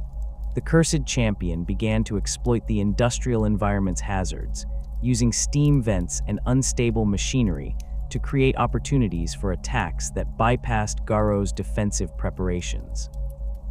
His movements through the complex terrain demonstrated an understanding of three-dimensional warfare that exceeded what most Astartes possessed, with route selection that forced the Death Guard captain into positions where his sanctified weapons' advantages were neutralized. The encounter's climax came when both warriors found themselves balanced on a narrow gantry suspended above a plasma processing facility, the unstable platform swaying under their combined weight, while superheated gases created thermal updrafts that affected visibility and movement. Garro's tactical discipline proved decisive in this environment, his movements remaining controlled and precise despite the challenging conditions. The Death Guard captain's final strike penetrated Lucius's defenses through a combination of superior positioning and the disruptive effects of his sanctified blade, the consecrated weapon finding its mark with surgical precision. The cursed champion's death should have ended the encounter, but Garro's satisfaction at eliminating a significant chaos threat triggered the resurrection mechanism that bound Lucius to eternal service. The Death Guard captain's transformation into a new host body for the cursed champion represented one of the most disturbing manifestations of the curse, as Garro's decades of loyal service to the Imperium were erased and replaced by Lucius's accumulated memories and experiences. The Loyalist's face joined the collection adorning the cursed champion's armor, his expression of triumph preserved for eternity as a reminder of the encounter's true outcome. The psychological impact of consuming such a renowned Loyalist champion provided Lucius with sensations that exceeded even his demanding standards, while simultaneously demonstrating the curse's ability to corrupt individuals whose faith should have provided protection against chaos influence. The transformation incorporated Garro's tactical knowledge and combat experience into Lucius's existing capabilities, creating a synthesis that enhanced his already formidable abilities while adding new dimensions to his understanding of Imperial military doctrine. Within the scattered warbands of the Emperor's children, Lucius's growing reputation created complex dynamics that combined admiration, fear, and competitive rivalry. Other champions of Slaanesh viewed his supernatural abilities with mixture of envy and caution, recognizing that direct confrontation would likely result in their own destruction, while simultaneously craving the intense sensations that defeating such an opponent would provide. This tension manifested in elaborate schemes designed to engineer Lucius's defeat through indirect means, with rival champions attempting to manipulate circumstances that would lead to encounters with opponents capable of overcoming his abilities without triggering the resurrection curse. Fabius Bile, the former emperor's children apothecary, whose genetic experiments had earned him infamy throughout the galaxy, maintained a particularly complex relationship with Lucius that combined scientific curiosity with personal animosity. Bile's transformation into the primogenitor had granted him insights into the biological and psychological mechanisms that governed chaos corruption, while his extensive research into enhancement procedures provided him with theoretical frameworks for understanding how the cursed champion's abilities functioned. The apothecary's attempts to capture Lucius for experimental purposes created a series of encounters that tested both individuals' capabilities while providing opportunities for combat that satisfied the cursed champion's appetite for worthy opponents. The first significant confrontation between Bile and Lucius occurred during a raid on the research facility known as the New Atoma, where the primogenitor had been conducting experiments on captured space marines from multiple chapters. Bile's enhanced creations, warriors whose capabilities had been augmented through genetic manipulation and surgical enhancement, provided opposition that differed qualitatively from conventional Astartes. These modified warriors possessed strength and speed that exceeded normal biological limitations, while their psychological conditioning had removed the emotional responses that typically triggered Lucius's resurrection curse. The encounter demonstrated both the sophistication of Bile's understanding and the limitations of purely scientific approaches to countering supernatural phenomena. The enhanced warriors fought with mechanical precision that made them formidable opponents, their augmented capabilities allowing them to match Lucius's speed and strength, while their emotional conditioning prevented them from experiencing the satisfaction that would trigger the curse. However, their lack of genuine skill and artistic appreciation for combat created encounters that failed to provide the intense sensations that the cursed champion craved, resulting in victories that felt hollow despite their tactical significance. Bile's personal intervention in the battle revealed the primogenitor's own evolution since the Horus Heresy, his form now incorporating biological enhancements that granted him capabilities exceeding those of conventional Astartes. The former apothecary's spider-like appendages provided additional combat options, while his enhanced nervous system allowed for reaction times that rivaled those of the cursed champion. The duel between these two corrupted veterans of the Third Legion showcased techniques that had been refined through centuries of warfare and experimentation, with each combatant employing approaches that reflected their particular path of corruption. The battle's outcome remained inconclusive, with both champions recognizing that their encounter had reached a stalemate that could only be resolved through methods that neither was prepared to employ. Bile's scientific detachment prevented him from experiencing the emotional satisfaction necessary to trigger the resurrection curse, while Lucius's supernatural abilities proved insufficient to overcome the primogenitor's enhanced physiology and tactical preparation. The encounter ended with both warriors withdrawing to reassess their approaches, their mutual respect tempered by the understanding that future confrontations would require different strategies. The rivalry between Lucius and other Slaanesh champions extended beyond the Emperor's children to include warriors from other legions who had embraced the Prince of Pleasure's patronage. Karn the Betrayer of the World Eaters, despite his primary allegiance to Khorne, had developed a reputation for combat prowess that attracted Lucius's attention during several campaigns where their respective warbands operated in proximity. The fundamental differences between their patron deities created philosophical conflicts that manifested in their approaches to warfare, with Karn's emphasis on overwhelming violence contrasting sharply with Lucius's pursuit of perfect technique. Their first direct confrontation occurred during the siege of the Shrine World Ophelia 7, where both champions had been drawn by reports of Adeptus Archives forces, whose combat abilities promised worthy opposition. The encounter took place in the ruins of a cathedral whose Gothic architecture provided both tactical opportunities and symbolic significance for the combatants. Karn's approach emphasized brutal efficiency, his chain axe carving through obstacles and opponents with equal facility as he sought to reach his target through the most direct route possible. Lucius countered with techniques that emphasized mobility and precision over raw force, his blade work creating patterns of movement that allowed him to evade Karn's devastating attacks while seeking opportunities for counterstrikes. The Cursed Champion's fighting style incorporated elements designed to exploit the Berserker's tendency toward reckless aggression, using the World Eater's champion's momentum against him, while maintaining sufficient distance to avoid the crushing blows that had claimed countless previous opponents. The duel's intensity exceeded anything either warrior had experienced in recent centuries, with Karn's supernatural fury meeting Lucius's pursuit of perfect sensation in exchanges that generated shockwaves powerful enough to crack the cathedral's ancient stonework. The World Eater's champion's chain axe traced luminous arcs through the air as its teeth bit into stone and metal with equal facility, while the cursed champion's blade created afterimages that seemed to hang in the air like frozen lightning. The sounds of their combat echoed through the ruined structure with sufficient volume to be heard over the broader battle raging throughout the city. The encounter's conclusion came not through decisive victory by either combatant, but through the intervention of external forces that required both champions to withdraw and reassess their tactical situations.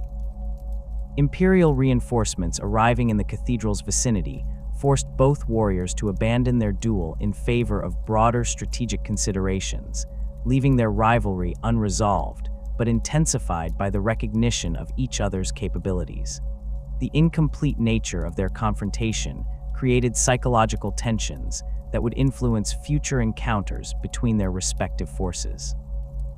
Among the loyalist Space Marines, Lucius's reputation had spawned specialized training programs designed to prepare champions for potential encounters with the cursed swordsman.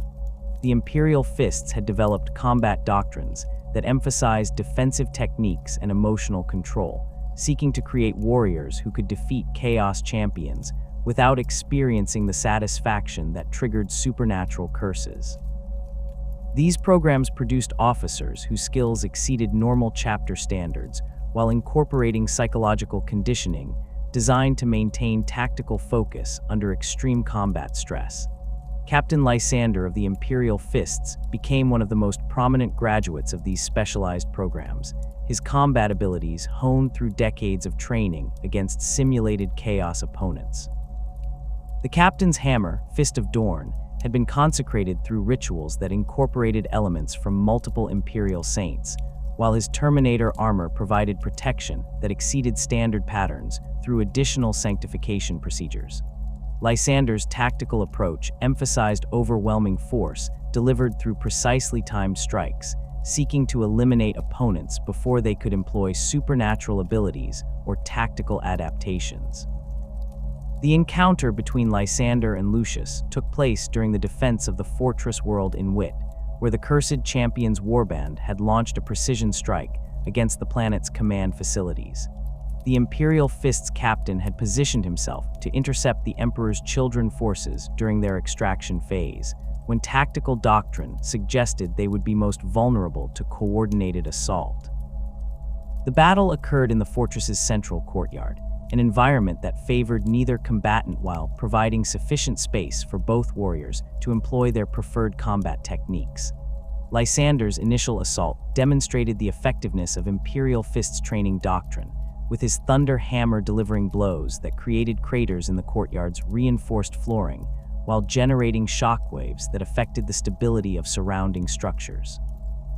The captain's Terminator armor provided protection that allowed him to absorb punishment that would have incapacitated lighter armored opponents, while his tactical discipline maintained his offensive momentum despite the cursed champion's attempts to exploit environmental hazards. Lucius adapted to this overwhelming assault through techniques that emphasized speed and precision over direct confrontation, his blade work focusing on joints and weak points in the captain's heavy armor. The cursed champion's movements flowed around Lysander's attacks like water around stone, seeking opportunities for strikes that could penetrate Terminator plate through accumulated damage rather than single devastating blows. His supernatural resilience allowed him to absorb glancing hits from the thunder hammer while maintaining sufficient mobility to avoid direct impacts that would have proven instantly fatal. The duel's progression revealed the limitations of both combatants' approaches, with Lysander's overwhelming force proving insufficient to pin down an opponent whose mobility exceeded normal parameters, while Lucius's precision strikes struggled to penetrate armor that had been specifically designed to counter such attacks. The encounter evolved into a battle of attrition, with each warrior seeking to exploit minor advantages that could be accumulated into decisive superiority over time. The captain's eventual defeat came through a combination of environmental exploitation and tactical adaptation that demonstrated Lucius's ability to overcome opponents whose preparations had been specifically designed to counter his abilities. The Cursed Champion used the fortress's defensive systems against Lysander, manipulating automated weapons to create crossfire that forced the Imperial Fist's captain into positions where his armor's protection was compromised. The killing stroke penetrated a joint in the Terminator plate that had been weakened by accumulated damage, the blade finding its mark with surgical precision that reflected centuries of experience against heavily armored opponents. Lysander's transformation into Lucius's new host body represented a significant victory for Chaos forces, as the captain's tactical knowledge and combat experience provided insights into Imperial Fist's doctrine that could be exploited in future encounters. The Loyalist's face joined the collection adorning the Cursed Champion's armor, his expression of determination preserved for eternity as a testament to the futility of conventional training against supernatural opponents. The Death Watch had developed increasingly sophisticated protocols for engaging Lucius following the destruction of Kill Team Umbral, with new tactical doctrines emphasizing coordinated assault and emotional detachment. Watch Captain Artemis had spent years analyzing intelligence reports and combat recordings to develop strategies that could exploit weaknesses in the Cursed Champion's supernatural abilities. These approaches incorporated lessons learned from previous encounters while introducing new elements designed to counter the tactical adaptations that Lucius had demonstrated during recent campaigns. The specialized kill teams deployed against Lucius-incorporated warriors from chapters whose combat doctrines emphasized different approaches to warfare, creating tactical flexibility that exceeded what single chapter forces could provide. Iron Hands veterans provided expertise in anti-supernatural warfare, while Raven Guard specialists contributed stealth capabilities that allowed for precision strikes against isolated targets. Salamander's artificers had developed specialized ammunition and weapons modifications designed to disrupt the immaterial energies that sustained Chaos Champions, while Imperial Fist's tactical experts provided coordination and fire support that maximized the effectiveness of combined operations. These enhanced capabilities created encounters that tested Lucius's abilities in ways that previous Imperial forces had been unable to achieve, forcing him to develop new tactical approaches while providing combat experiences that satisfied his appetite for worthy opposition. The escalating sophistication of Imperial countermeasures created a form of evolutionary pressure that drove both sides to develop increasingly advanced techniques and capabilities, resulting in conflicts that exceeded the intensity of conventional warfare while providing insights into the fundamental nature of the struggle between order and chaos. The escalating sophistication of Imperial countermeasures and the growing recognition of Lucius as a strategic threat rather than merely a tactical nuisance raised fundamental questions about his nature within the broader hierarchy of Chaos forces. For over 10 millennia, the Cursed Champion had served Slaanesh with unwavering devotion, accumulating victories and sensations that would have elevated lesser servants to demonhood centuries earlier. Yet Lucius remained bound to mortal flesh, his existence sustained by the resurrection curse rather than the fundamental transformation that marked ascension to demon princehood. This apparent stagnation puzzled Imperial scholars and Chaos theorists alike, particularly given the obvious favor that the Prince of Pleasure showed toward his eternal champion. The traditional path to demon princehood within Slaanesh's hierarchy required not merely exceptional service, but a fundamental surrender of mortal identity that few champions could achieve. Demon princes like Fulgrim had transcended their physical limitations through acts of such profound corruption that their very essence became aligned with their patron deity's nature. These transformations represented complete metamorphosis, with the former mortal's consciousness becoming a facet of their god's infinite complexity, while retaining enough individual identity to function as an independent agent within the material realm. Lucius's situation differed fundamentally from these conventional ascensions. His curse bound him to a cycle of death and resurrection that maintained his connection to mortal existence, while granting him capabilities that exceeded normal human limitations. Each death and subsequent return reinforced his ties to the physical realm rather than weakening them, creating a form of immortality that operated through entirely different mechanisms than demonic existence. The faces of his victims that adorned his armor served as anchors to material reality, their preserved consciousness creating a complex web of mortal connections that prevented the complete dissolution of identity that demonhood required.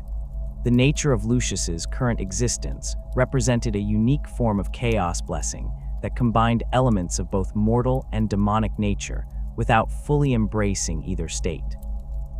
His physical form remained essentially human despite centuries of corruption and enhancement, with his Astartes physiology providing the foundation for supernatural abilities rather than being replaced by demonic essence. The curse that sustained him operated through principles that existed at the intersection of material and immaterial realms, drawing power from both sources while remaining fully committed to neither. This hybrid existence provided Slaanesh with capabilities that conventional demon princes could not offer. Lucius's ability to operate freely within the material realm, without the restrictions that bound true demons, made him an ideal agent for missions that required sustained presence in real space. His resurrection curse ensured continuity of service regardless of battlefield casualties, while his accumulated experience across multiple host bodies provided tactical knowledge that spanned millennia of warfare. The Prince of Pleasure had crafted a servant whose utility exceeded that of conventional champions, while maintaining the flexibility to deploy him in situations where demon princes would face significant limitations. The question of whether the curse actively prevented Lucius's ascension to demon princehood remained a subject of intense speculation among those few imperial scholars who possessed sufficient knowledge of chaos theology to address such matters. The Ordo Malleus had compiled extensive analyses of the cursed champion's operational patterns, noting that his behavior consistently prioritized personal combat and sensation, seeking over the kind of strategic corruption campaigns that typically preceded demonic ascension. This focus suggested either that the curse constrained his ability to pursue activities that would lead to transformation, or that Slaanesh actively discouraged such development in favor of maintaining his current utility. The theological implications of Lucius's existence challenged conventional understanding of how chaos patronage functioned within the broader context of the Great Game. Most chaos champions served their patrons through acts that gradually eroded their humanity while strengthening their connection to the immaterial realm, with demon princehood representing the ultimate reward for complete surrender to chaos influence. Lucius's path reversed this progression, with each resurrection reinforcing his mortal nature while simultaneously deepening his corruption. This apparent contradiction suggested that the Prince of Pleasure had developed alternative approaches to champion cultivation that operated outside established patterns. The comparison with other long-serving chaos champions revealed the uniqueness of Lucius's situation within the broader hierarchy of Slaanesh's servants. Fabius Bile had maintained his essential humanity through different means, using scientific knowledge and genetic manipulation to preserve his mortal form while accumulating power and influence that rivaled those of demon princes. However, Bile's approach required constant effort and resource expenditure to maintain, while Lucius's curse operated automatically without conscious intervention or external support. Eidolon's ascension to demon princehood provided a direct contrast to Lucius's continued mortal existence, demonstrating that elevation remained possible for Emperor's children champions who pursued appropriate paths. Eidolon's transformation had occurred through conventional means, with his accumulated service and corruption eventually reaching thresholds that triggered Slaanesh's direct intervention. The Demon Prince's current capabilities exceeded those of mortal champions in many respects, but his existence was constrained by the limitations that affected all demonic entities operating within the material realm. The strategic advantages that Lucius's current form provided to Slaanesh became apparent when comparing his operational flexibility with that of demon princes. True demons required specific conditions to manifest within real space, often depending on rituals, summoning circles, or areas of significant warp influence to maintain stable existence. These requirements limited their deployment options while making them vulnerable to banishment through appropriate countermeasures. Lucius faced no such restrictions, his mortal form allowing him to operate freely in any environment, while his resurrection curse ensured that conventional banishment techniques remained ineffective. The curse's operation through mortal psychology rather than demonic essence provided additional advantages that demon princes could not replicate. The mechanism required pride or satisfaction from his killers, emotions that were fundamentally human in nature, and therefore difficult for demonic entities to manipulate directly. This psychological component made the curse nearly impossible to counter through conventional anti-demon tactics, while its reliance on mortal emotions ensured that it would remain effective as long as sentient beings capable of pride existed within the galaxy. The accumulated knowledge and experience that Lucius gained through his successive resurrections created a form of evolutionary development that differed significantly from demonic growth patterns. Each new host body brought with it memories, skills, and capabilities that enhanced his overall effectiveness while maintaining continuity of identity across transformations. This process created a form of guided evolution that improved his combat abilities over time while preserving the essential characteristics that made him valuable to Slaanesh. The faces adorning Lucius's armor represented more than mere trophies or psychological weapons. They served as repositories of consciousness and experience that enriched his understanding of mortal nature. Each preserved visage contained fragments of its original owner's knowledge and capabilities, creating a collective intelligence that exceeded what any individual could achieve. This accumulated wisdom provided insights into diverse combat techniques, tactical approaches, and psychological patterns that enhanced his effectiveness against opponents from across the galaxy's warrior cultures. The relationship between Lucius and these preserved consciousnesses operated through mechanisms that existed beyond conventional understanding of identity and awareness. The faces were not merely decorative elements, but active components of his existence, their trapped awareness contributing to his tactical decision-making while experiencing the sensations that his actions provided. This symbiotic relationship created a form of collective consciousness that served Slaanesh's purposes while maintaining the individual identities that made each contribution unique. The Prince of Pleasure's investment in maintaining Lucius's current form rather than elevating him to demon princehood reflected sophisticated understanding of how different types of servants could best advance chaos interests. Demon princes excelled at corruption campaigns and large-scale strategic operations, their supernatural abilities and immortal nature making them ideal for long-term projects that required sustained effort over centuries or millennia. Lucius's role was more specialized but equally valuable, his focus on individual combat and precision operations providing capabilities that complemented rather than duplicated those of demonic servants. The curse's design incorporated safeguards that prevented Lucius from accumulating the kind of strategic influence that typically preceded demonic ascension. His focus on personal combat rather than territorial conquest limited his ability to establish the power bases that most demon princes required for their transformation.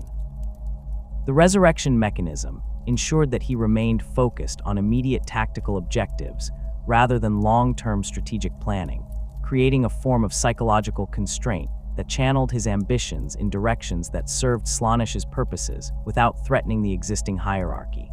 The question of whether Lucius possessed the capability to break free from his curse and pursue conventional ascension remained purely theoretical.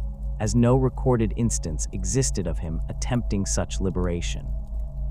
The accumulated evidence suggested that the curse had become so integral to his identity that separation would likely result in his complete destruction rather than transformation to a different state. The faces on his armor, the resurrection mechanism, and his accumulated experiences had created a form of existence that transcended normal categories of mortal or demonic nature. The strategic value that Lucius provided in his current form exceeded what most demon princes could offer in terms of operational flexibility and tactical effectiveness.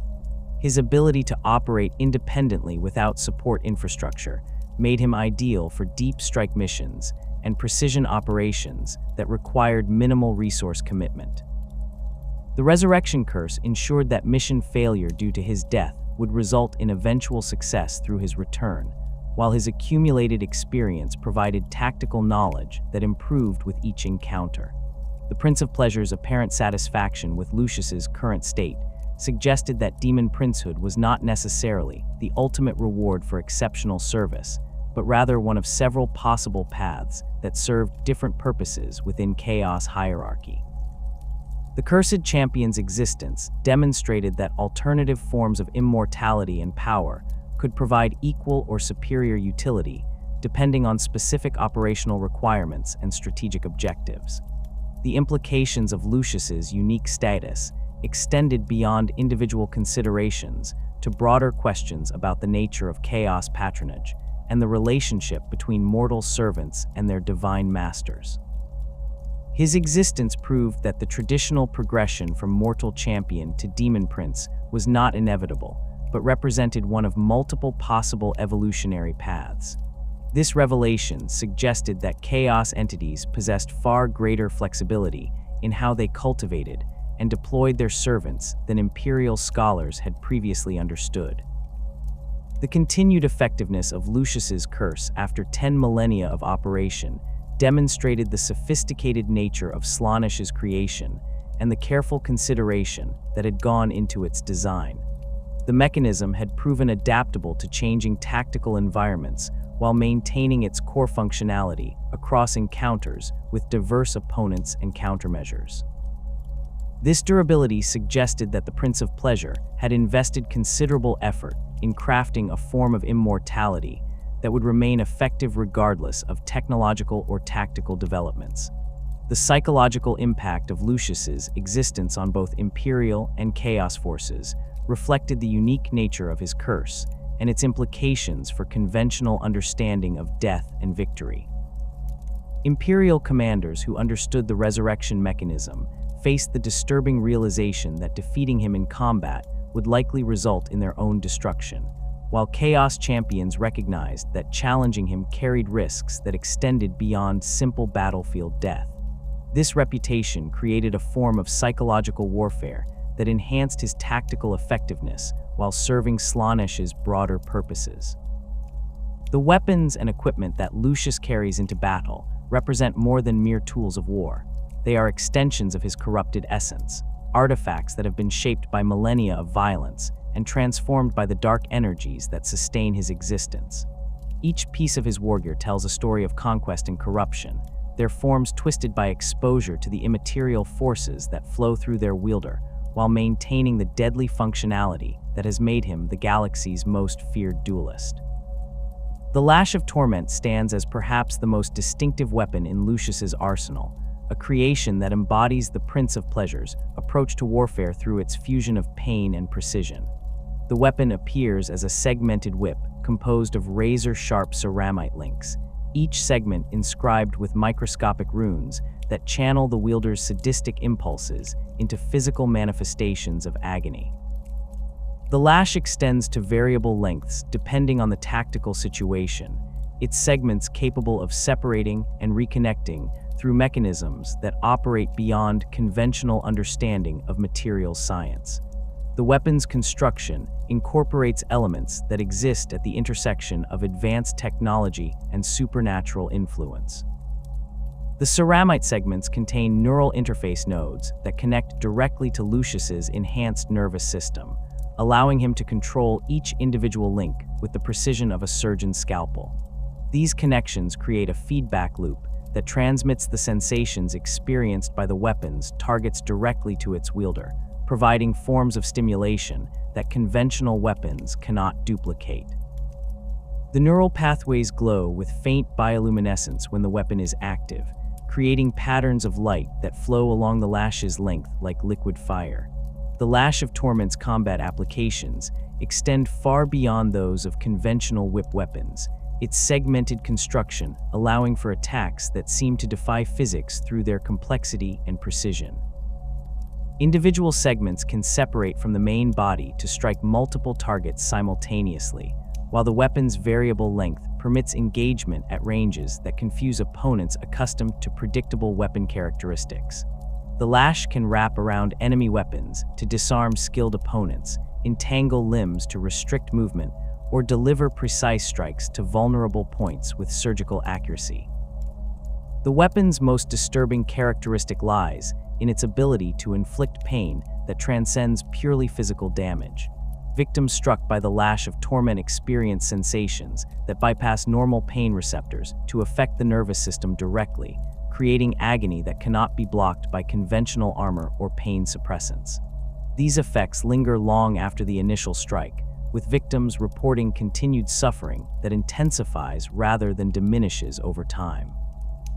The psychological impact of these prolonged effects often proves more devastating than the physical wounds themselves, as opponents find their concentration and combat effectiveness degraded by persistent torment. The lash responds to its wielder's emotional state, becoming more aggressive and unpredictable as Lucius experiences greater levels of stimulation during combat. The weapon seems to develop a form of rudimentary consciousness during extended battles, its movements becoming increasingly independent as it seeks out targets that will provide the most intense sensations. This semi-autonomous behavior allows Lucius to focus on primary opponents while the lash engages secondary threats, creating a form of tactical multitasking that exceeds what conventional weapons permit. The construction materials used in the Lash of Torment include elements that cannot be found in standard Imperial or Chaos armories. The ceramite segments contain traces of metals that exist only within the Eye of Terror, their atomic structure altered by prolonged exposure to warp energies until they exhibit properties that conventional physics cannot explain. These exotic materials provide the weapon with durability that exceeds normal ceramite, while allowing it to channel supernatural energies without degradation or structural failure. Lucius's power armor represents the culmination of 10 millennia of continuous modification and enhancement, its current form bearing little resemblance to the Mark IV plate he wore during the Great Crusade. The armor's basic structure remains recognizably Astartes in origin, but every component has been altered through a combination of technological advancement and supernatural corruption. The ceramite plates flow like living tissue when viewed from certain angles, their surfaces rippling with patterns that suggest organic growth rather than mechanical construction. The most immediately recognizable feature of the armor is the collection of faces that adorn its surface, each visage representing a warrior who has fallen victim to the resurrection curse. These faces are not merely decorative elements but integral components of the armor's function, their preserved consciousness contributing to the wearer's tactical awareness while experiencing the sensations that combat provides. The faces shift position across the armor's surface according to patterns that reflect Lucius's emotional state and the intensity of current combat situations. The armor's power source operates through principles that combine conventional fusion technology with energy drawn directly from the warp. The reactor's output fluctuates based on the wearer's level of stimulation, providing increased power during moments of intense combat while maintaining baseline functionality during periods of relative calm. This variable output allows the armor to enhance Lucius's physical capabilities beyond normal Astartes parameters when tactical situations demand maximum performance, while the warp-based components ensure that power remains available even in environments where conventional technology fails. The helmet's design reflects the armor's overall corruption while maintaining the functional requirements of Astartes' combat systems. The faceplate bears a permanent expression of ecstatic agony, its features twisted into a rictus that captures the exact moment of transcendent sensation that marked Lucius's first true embrace of Slaanesh's gifts. The optical sensors have been replaced with organic components that provide enhanced visual acuity while allowing the wearer to perceive electromagnetic spectra invisible to normal human sight. The armor's internal systems include life support mechanisms that have been modified to enhance rather than merely sustain the wearer's biological functions. Stimulant injectors deliver cocktails of combat drugs and sensation enhancers directly into the bloodstream, their effects calibrated to provide maximum combat effectiveness while intensifying the physical experiences that battle provides. Pain suppressors have been completely removed and replaced with amplification systems that convert damage into additional sources of stimulation, transforming what should be debilitating injuries into sources of enhanced performance. The servo muscles that provide the armor's enhanced strength have been augmented with synthetic fibers that respond to neural impulses with greater sensitivity than conventional systems. These modifications allow for movements that exceed normal power armor capabilities while providing tactile feedback that enhances the wearer's awareness of their physical actions. The enhanced responsiveness creates a seamless interface between thought and action that makes the armor feel like an extension of the wearer's body rather than external equipment. The collection of trophies and artifacts that Lucius has accumulated throughout his eternal existence represents a catalog of the galaxy's finest warriors and their signature equipment. Each item tells a story of conquest and corruption, their forms often bearing modifications that reflect their current owner's aesthetic preferences while maintaining the functionality that made them valuable prizes. The diversity of these artifacts reflects the broad range of opponents that the cursed champion has faced across multiple millennia of warfare. Weapon fragments from defeated opponents are incorporated into the armor's structure as both decorative elements and functional components. Pieces of power swords provide additional cutting edges along the armor's joints, while fragments of alien weapons contribute exotic properties that enhance overall combat effectiveness. These incorporations create a form of evolutionary development where each victory adds new capabilities to the cursed champion's arsenal while preserving memories of the encounters that claimed them. The most significant artifacts in Lucius's collection include items taken from opponents whose defeats provided particularly intense sensations or represented major tactical achievements. A fragment of Ferrus Manus's hammer forgebreaker serves as a shoulder guard ornament, its adamantine construction providing additional protection while serving as a reminder of the Iron Hands Primarch's fall during the drop site massacre. The shard pulses with residual energy when its wearer experiences intense emotions, creating light patterns that reflect the psychological state of its current owner. Alien artifacts from various Xeno species provide capabilities that human-manufactured equipment cannot duplicate. A Tau Pulse rifle's targeting system has been integrated into the armor's helmet, its advanced sensors providing enhanced accuracy for ranged weapons while maintaining compatibility with Imperial and Chaos equipment. The system's machine spirit has been corrupted through prolonged exposure to Chaos influence, its targeting algorithms now prioritizing opponents whose defeat would provide maximum psychological satisfaction rather than optimal tactical advantage. Eldar Soul Stones taken from defeated aspect warriors serve as focusing crystals for the armor's psychic dampening systems, their original function inverted to enhance rather than protect against warp influence. The stones glow with malevolent light when their wearer channels supernatural energies, their crystalline structure resonating with frequencies that amplify the effects of chaos blessings. The psychological impact of these corrupted spirit stones on Eldar opponents cannot be quantified, as the sight of their people's sacred artifacts perverted to serve chaos often breaks their legendary composure. The evolution of Lucius's equipment reflects his growing power and favor with Slaanesh, with each major victory resulting in enhancements that increase his overall combat effectiveness while providing new sources of stimulation. The Prince of Pleasure's gifts manifest as spontaneous improvements to existing equipment rather than entirely new artifacts, creating a form of organic development that builds upon established capabilities rather than replacing them entirely. Recent modifications include sensory enhancement systems that allow the wearer to experience combat through multiple perspectives simultaneously. Neural interfaces connect to the preserved consciousness of victims whose faces adorn the armor, providing tactical input from warriors whose skills and knowledge complement the cursed champion's own abilities.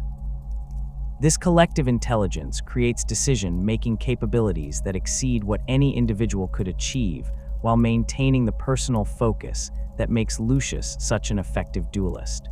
The armor's aesthetic evolution reflects the gradual deepening of its wearer's corruption, with decorative elements becoming increasingly elaborate and disturbing over time. What began as functional modifications have grown into artistic expressions that transform the wearer into a living work of art dedicated to the Prince of Pleasure's glory. The overall effect creates a visual impact that serves as psychological warfare against opponents while providing its wearer with the aesthetic satisfaction that his corrupted nature demands. Weapon maintenance and enhancement occur through rituals that combine traditional Astartes practices with ceremonies dedicated to Slaanesh's worship. These procedures ensure that equipment remains functional while channeling the supernatural energies that enhance their effectiveness beyond normal parameters. The rituals themselves provide forms of stimulation that satisfy the cursed champion's appetites while strengthening the connections between wielder and weapon that make such precise control possible. The Lash of Torment requires particularly specialized maintenance procedures due to its unique construction and supernatural properties. Each segment must be individually consecrated through ceremonies that invoke specific aspects of the Prince of Pleasure's dominion, while the neural interface nodes need regular recalibration to maintain their connection to the wielder's enhanced nervous system. These procedures can take days to complete properly, with each step providing opportunities for the kind of ritualized precision that Lucius's perfectionist nature demands. The integration of new trophies and artifacts into existing equipment follows protocols that ensure compatibility while maximizing the psychological impact of their incorporation. Weapon fragments are positioned to create visual narratives that tell the stories of their former owner's defeats, while functional components are integrated to enhance specific capabilities that complement the cursed champion's combat style. The overall effect creates equipment that serves as both practical tools and artistic expressions of their wielder's achievements. The supernatural properties that many of these artifacts possess create synergistic effects when combined within a single equipment loadout. Chaos-touched metals resonate with warp energies to amplify the effects of supernatural blessings, while alien technologies provide capabilities that exceed their original specifications when exposed to the immaterial forces that flow through their current owner. These interactions create emergent properties that make the combined equipment more effective than the sum of its individual components. The psychological impact of Lucius's equipment on both allies and enemies extends beyond its immediate tactical effectiveness to influence the broader dynamics of any battlefield where he appears. Imperial forces who recognize the artifacts adorning his armor understand that they face an opponent who has defeated some of the galaxy's finest warriors, while Chaos allies see evidence of favor from one of the most powerful entities in the warp. These reactions create battlefield conditions that enhance the cursed champion's effectiveness while serving the Prince of Pleasure's broader strategic objectives. The continuing evolution of Lucius's wargear ensures that his combat capabilities will continue to improve as he accumulates additional victories and artifacts. Each new opponent provides opportunities for equipment enhancement while contributing to the overall aesthetic that makes him such a distinctive figure within the broader Chaos hierarchy. The Prince of Pleasure's investment in maintaining and improving this equipment reflects the value that Slaanesh places on the cursed champion's continued service and the unique capabilities that his eternal existence provides. The impact of Lucius the Eternal on imperial military doctrine extends far beyond the tactical considerations of individual battlefield encounters, fundamentally altering how the Imperium approaches anti-chaos warfare at strategic and operational levels. His unique resurrection curse has forced Imperial commanders to develop entirely new paradigms for engaging supernatural opponents, moving away from traditional victory conditions based on enemy elimination toward containment and disruption strategies that acknowledge the futility of conventional defeat mechanisms. The Adeptus Munitorum has issued classified tactical manuals specifically addressing encounters with resurrection-capable chaos champions, with Lucius serving as the primary case study for these specialized doctrines. These documents emphasize the psychological preparation required for forces that might face opponents whose death provides no permanent resolution, while outlining tactical approaches that minimize individual heroics in favor of coordinated suppression efforts. The manuals stress the importance of maintaining operational discipline when facing enemies whose very existence challenges fundamental assumptions about the nature of victory and defeat. Imperial Guard regiments that have encountered Lucius's forces report significant changes in their approach to close combat training, with emphasis shifting from individual prowess to collective action, designed to prevent the kind of personal dueling that triggers the resurrection mechanism. Commissars receive specialized instruction in recognizing the psychological signs that indicate troops are developing the pride and satisfaction that make them vulnerable to the curse, while regimental chaplains conduct purification rituals designed to maintain spiritual focus during encounters with supernatural opponents. The Space Marine chapters have developed perhaps the most sophisticated countermeasures, with several implementing training programs that deliberately suppress emotional responses to combat achievement. The Imperial Fist's Reclusiam maintains extensive archives documenting Lucius's tactical patterns and preferred engagement methods, using this intelligence to develop combat doctrines that emphasize overwhelming firepower over individual skill. Their approach treats encounters with the cursed champion as siege warfare against a fortified position rather than dueling with a skilled opponent, seeking to eliminate him through methods that provide no opportunity for personal satisfaction. The Death Watch has established specialized kill teams trained specifically for anti-resurrection operations, their members selected from chapters whose combat doctrines emphasize emotional detachment and tactical discipline. These teams employ weapons and tactics designed to eliminate targets through coordinated assault rather than individual achievement, with each member's role carefully defined to prevent the kind of personal investment in victory that triggers supernatural curses. The organization maintains detailed psychological profiles of team members to identify those whose temperament makes them suitable for such specialized operations. Within the broader chaos hierarchy, Lucius's influence extends throughout the scattered warbands of the Emperor's children and beyond, inspiring aspiring champions across multiple legions who seek to emulate his achievements while avoiding the constraints of his curse. His reputation as the galaxy's finest duelist has created a cult of personality that transcends traditional legion boundaries, with warriors from the World Eaters, Night Lords, and even word-bearers seeking to test themselves against standards he has established through millennia of victory. The Emperor's children have developed ritualized combat traditions that explicitly reference Lucius's techniques and achievements, with aspiring champions studying recordings of his duels to identify elements they can incorporate into their own fighting styles. These practices have created a form of martial orthodoxy within the scattered legion, providing common tactical language and shared aesthetic principles that help maintain unit cohesion despite the absence of centralized command structure. The influence of his approach to combat has become so pervasive that many Emperor's children warriors unconsciously adopt his mannerisms and preferred techniques.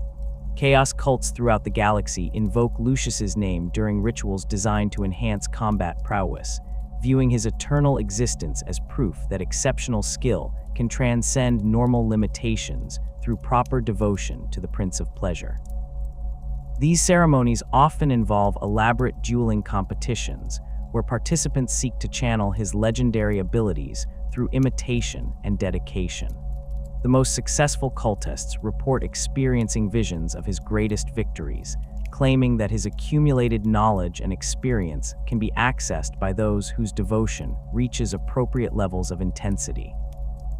The theological implications of Lucius's existence have generated extensive debate among chaos scholars and demon princes who seek to understand the mechanisms that govern his unique form of immortality.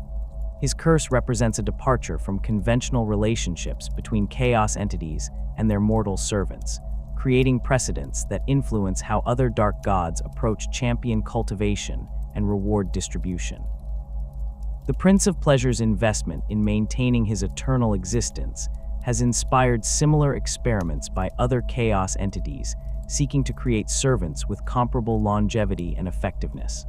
Prophetic texts discovered within the Eye of Terror reference an eternal warrior whose blade will taste victory until the galaxy's final battle, with many chaos theorists identifying Lucius as the fulfillment of these ancient predictions. The prophecies speak of a champion who will face every worthy opponent across space and time, accumulating knowledge and experience until he becomes the ultimate expression of martial perfection. These interpretations suggest that his current existence represents preparation for a role in the final confrontation between order and chaos that will determine the galaxy's ultimate fate. The concept of the end times within chaos theology positions Lucius as a crucial figure whose accumulated combat experience and supernatural resilience make him uniquely qualified to serve as Slaanesh's primary champion during the final war. His ability to return from death ensures continuity of service regardless of battlefield casualties, while his millennia of victories against diverse opponents provide tactical knowledge that spans every warrior culture the galaxy has produced. The Prince of Pleasure's careful cultivation of his abilities suggests long-term planning that extends beyond immediate tactical considerations. Imperial prophetic traditions, particularly those maintained by the Adeptus Ministorum, contain references to an eternal enemy whose defeat will herald humanity's final triumph over chaos. These texts describe a warrior bearing the faces of the righteous, whose destruction will require sacrifice from the Emperor's greatest champion. The ambiguous nature of these prophecies has led to multiple interpretations, with some scholars suggesting they reference Lucius, while others argue they describe entirely different entities or events. The cultural impact of Lucius within Chaos Space Marine forces extends beyond tactical considerations to influence broader approaches to warfare and personal development. His example has encouraged the pursuit of individual excellence over collective achievement, creating competitive dynamics within warbands that prioritize personal combat prowess above traditional military virtues. This shift has produced warriors of exceptional individual capability while potentially weakening overall unit cohesion and tactical coordination. The aesthetic influence of Lucius's equipment and appearance has spread throughout Chaos forces, with many champions adopting similar decorative elements and trophy displays.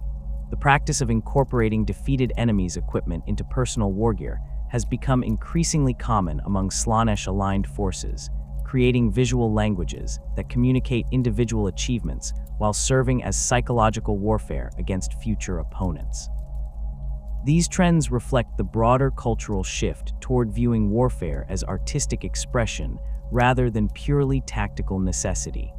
The Resurrection Curse has inspired numerous attempts by other Chaos champions to develop similar abilities, with varying degrees of success and often catastrophic consequences.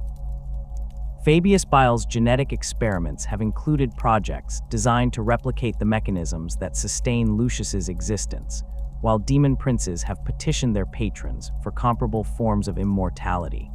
These efforts have generally failed due to the unique circumstances that enabled the original curse's creation and the specific relationship between Lucius and Slaanesh that makes his situation irreplicable. The psychological impact of Lucius's legend on both Imperial and Chaos forces creates battlefield dynamics that extend far beyond his physical presence. Imperial troops who believe they face the cursed champion often experience morale effects that degrade combat effectiveness even when engaging entirely different opponents. Similarly, Chaos warriors fighting alongside forces they believe include Lucius report enhanced confidence and aggression that improves their performance regardless of his actual participation in the engagement. The strategic implications of Lucius's continued existence force both Imperial and Chaos planners to account for variables that transcend normal military considerations.